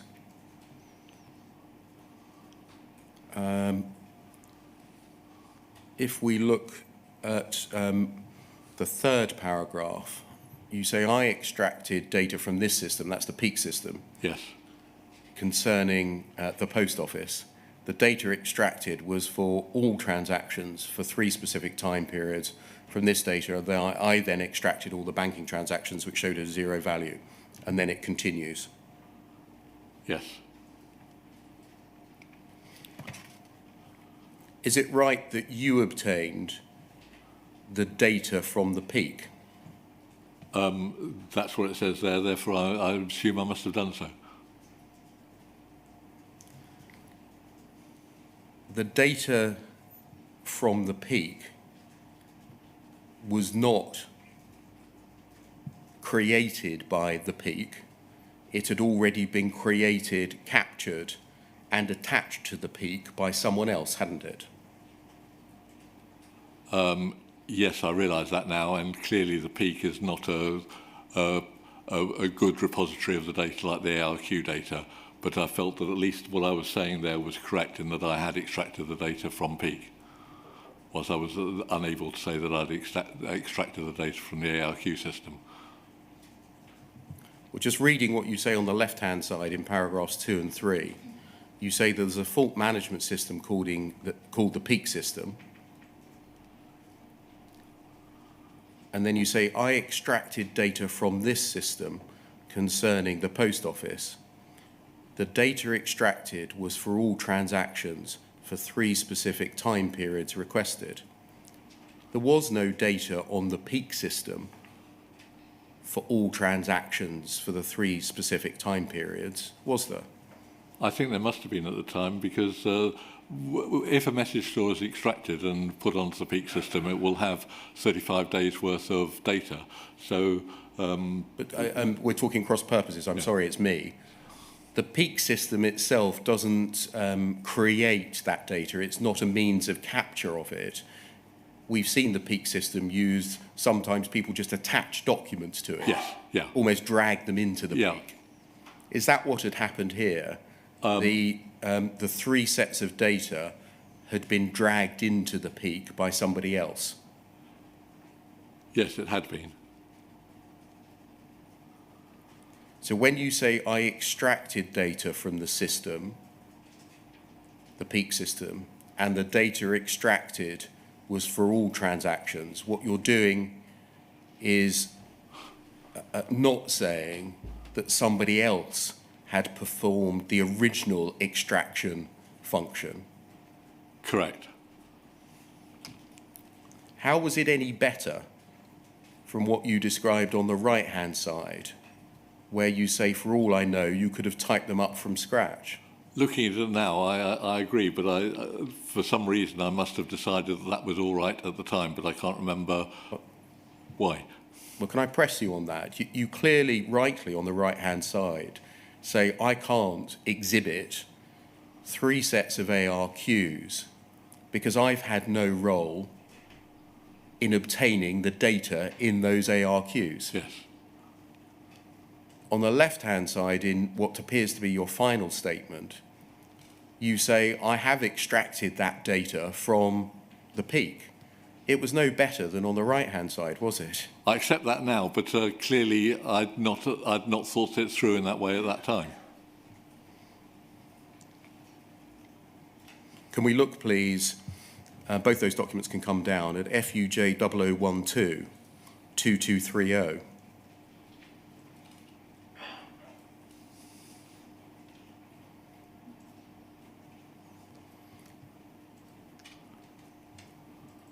In between those 2 drafts, you sent this email to Brian Pinder and say, Brian, I've taken the data off the peak and carried out my own analysis of it and presented the results in the attached Word document. And then there are the 3 ARQs, 401, 459, and 460, which I think are Excel documents, and then a Word document, which is your own analysis. Is that right? I believe so, yes. So again, this is not you extracting data, proprietary data from the system. It's you dragging data captured by somebody else from the peak system. Correct? Yes, I think the one thing that's slightly different here is that in the previous case, the spreadsheets had been produced from the raw ARQ data by Nina or Penny, whilst in this case I'd actually extracted the spreadsheets from the peaks myself. So I think that's the subtle difference here, but I accept that it's a very subtle difference. Can we look at the first attachment to your email here, where you say, I've carried out my own analysis of it and presented the results in the Word document by looking at that attachment, FUJ 0012 2229.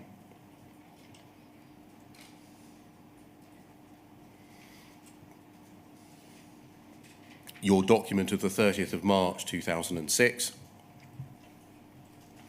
This note is provided as input to a witness statement. What I've done, Penny Thomas provided me with extracts from audited data for 3 separate periods. I've taken this data and extracted details of all banking transactions and analysed the 0 value transactions. Here you're referring to the data that Penny Thomas has provided you, rather than data which you have dragged from the peak system? I accept that that's what that says, and I just can't remember what had actually happened at the time. Well, this is under a heading, what I've done. Yes. So presumably, that's what you did. Yes. Sorry, I just can't remember the details of exactly what was happening at the time. But you accept here what you're saying is that you've in fact used the data provided by Penny Thomas, not the data extracted from the peak. I can't explain the difference.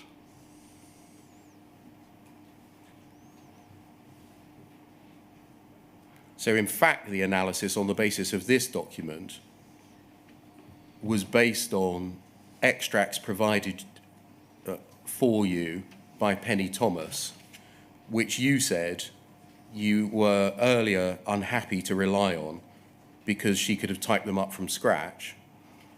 And then you ended up making a witness statement, if we go back to it, FUJ 0012 2216.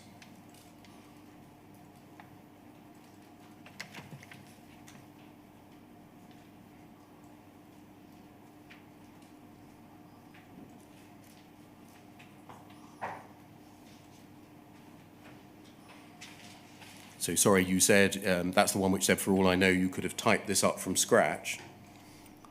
Yes? Yes. And then you ended up, if we can also display FUJ 0012 2237.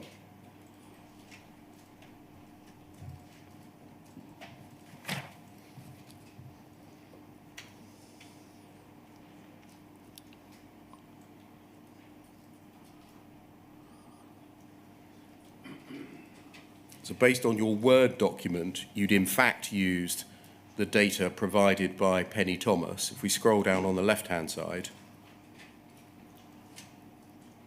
you tell us about the peak in the second paragraph, and then you say, I extracted data from this system concerning the post office. The data extracted was for all transactions for 3 specific time periods.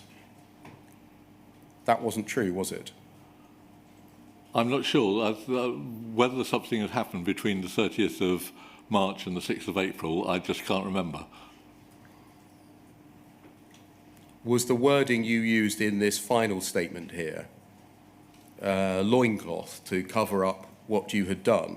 You'd rightly realised that you couldn't say that you'd extracted the ARQ data, nor could you produce it yourself. You'd said in your Word document you didn't in fact analyse data that you'd taken from the peak.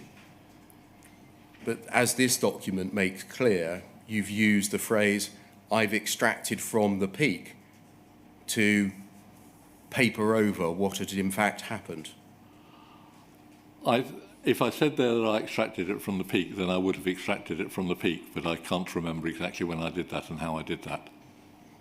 So that's, if that's correct, then there's something else that has occurred after the 30th of March document when your analysis was based on Penny Thomas's data. I think there must have been, yes.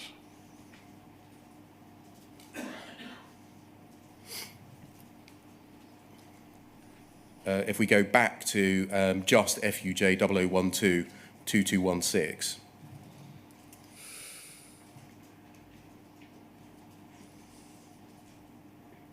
On the right-hand side, that's it. And if we can go to page 2, please. And scroll down. Thank you.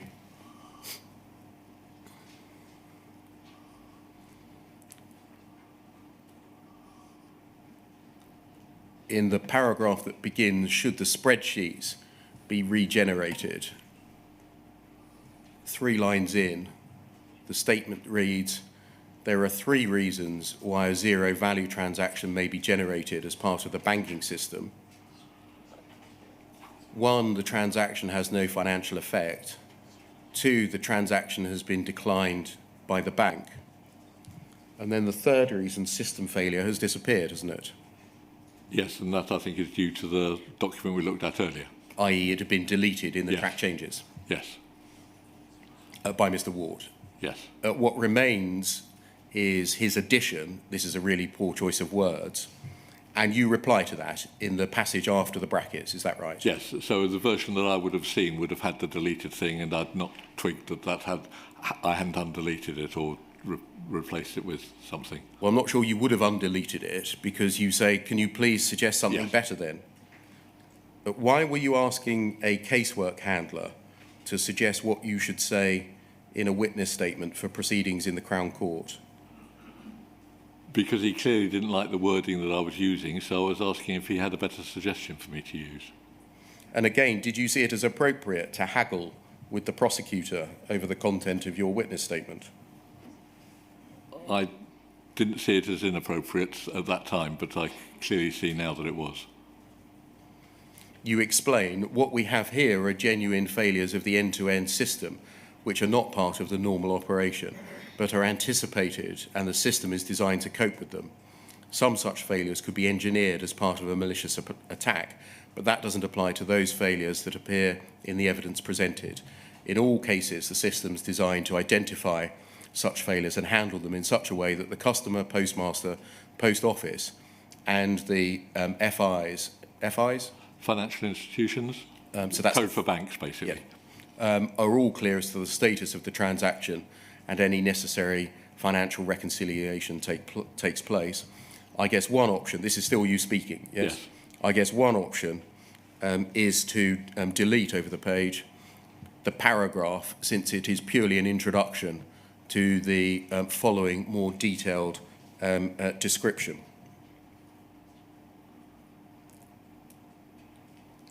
So again, was this part of the continuing dialogue that you thought it was appropriate to have as to how to word your witness statement in proceedings before the Crown Court? Yes, I think it was. Can we look, please, at the final witness statement alongside FUJ 00122237?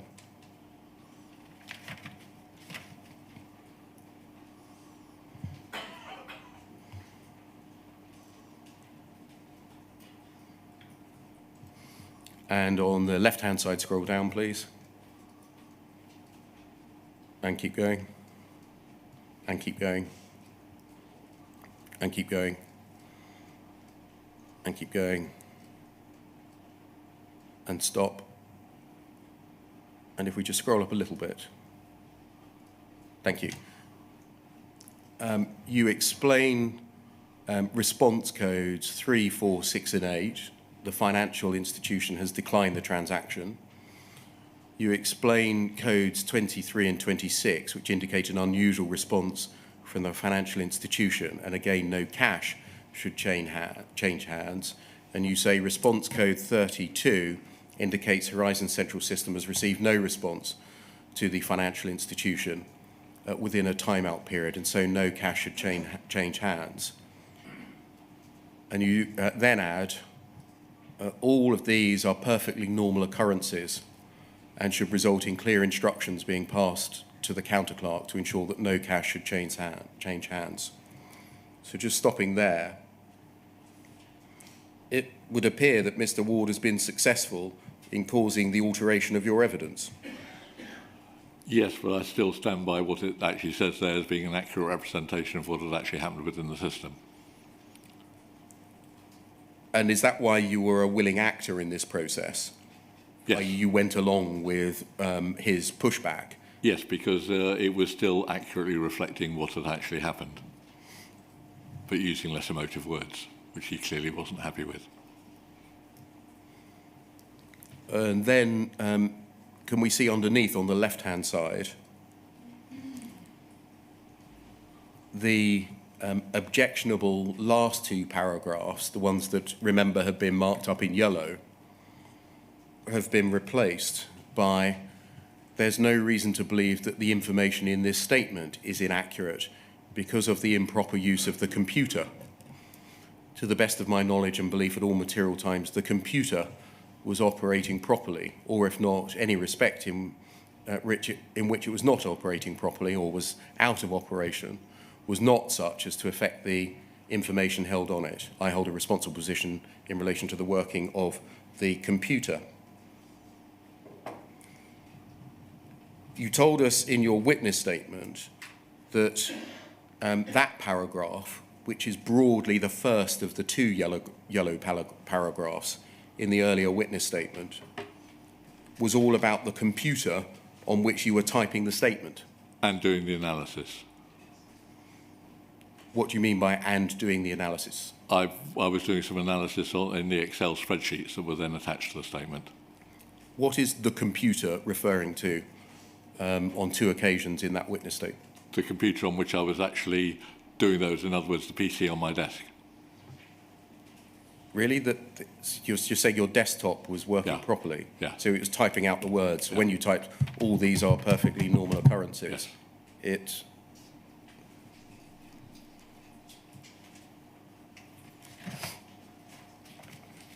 The computer was intended to refer to here a computer in the wider sense, wasn't it? It refers to Horizon, doesn't it?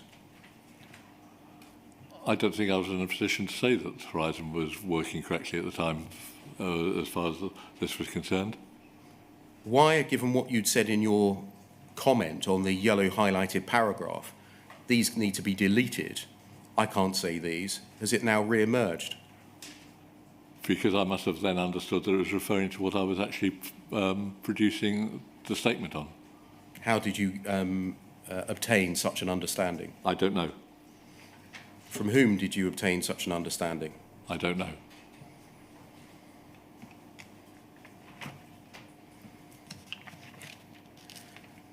Can we go back to the email chain, FUJ 00152587?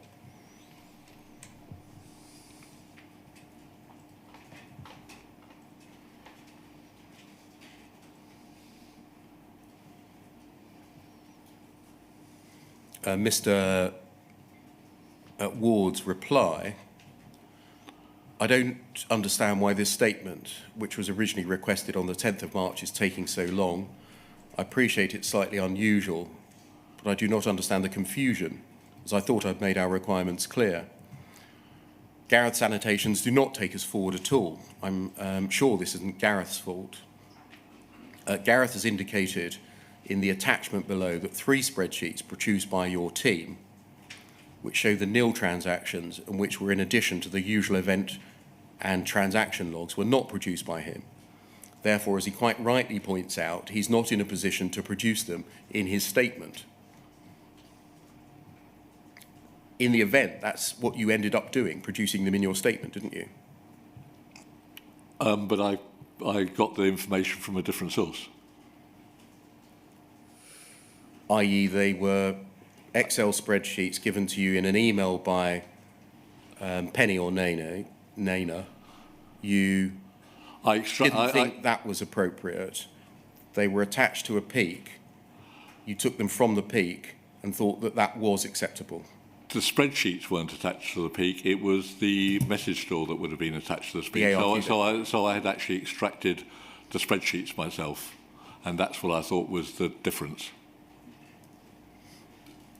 He continues, as already stated, we urgently need a statement producing these 3 additional spreadsheets, explaining in general terms under what circumstances nil transactions occur, and in particular how the nil transactions at Gerwin occurred.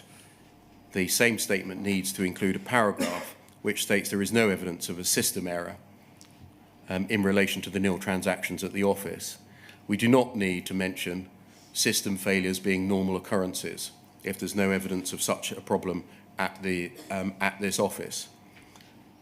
Was it because you were sent this email that you modified your evidence? I think that's why I went and extracted the data from Peak, yes. And you modified the contents of your witness statement? Well, to reflect that. Well, and to delete the system failures are normal occurrences line? Yes.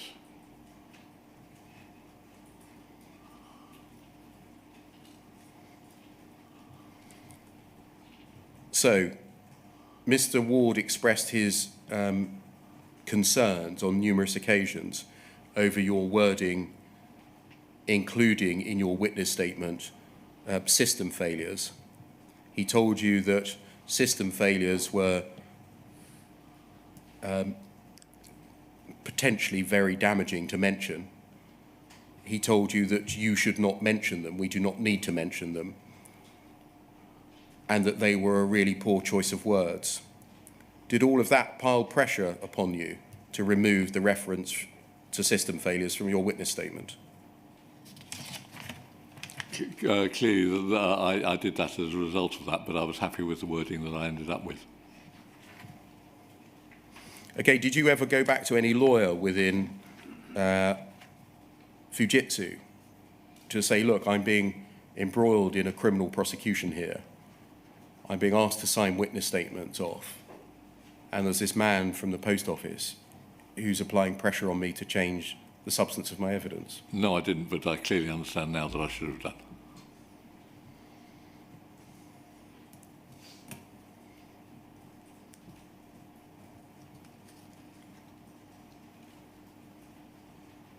Thank you. So we would now turn to the Seema Misra case study. It's probably an appropriate moment to take a break. I'll be able comfortably to finish my questions tomorrow of Mr. Jenkins. And by a break, you mean adjourn for the day, Mr. Beer? Yeah, a long break. A long break. Right. All right, that's what we'll do. And we'll start again at 9:45 tomorrow? It is 9:45, please, yes. Yeah, fine. Thank you. Oh, I mentioned last evening, Mr. Jenkins, not to talk about your evidence. Shouldn't be any secret about it. Because there was a late disclosure of documents to you, I gave permission for your lawyer to speak to you about it. Thank you. But we're now back to where we were before that late disclosure, so don't talk to anyone about your evidence, all right? I understand that. Thank you, sir. Fine.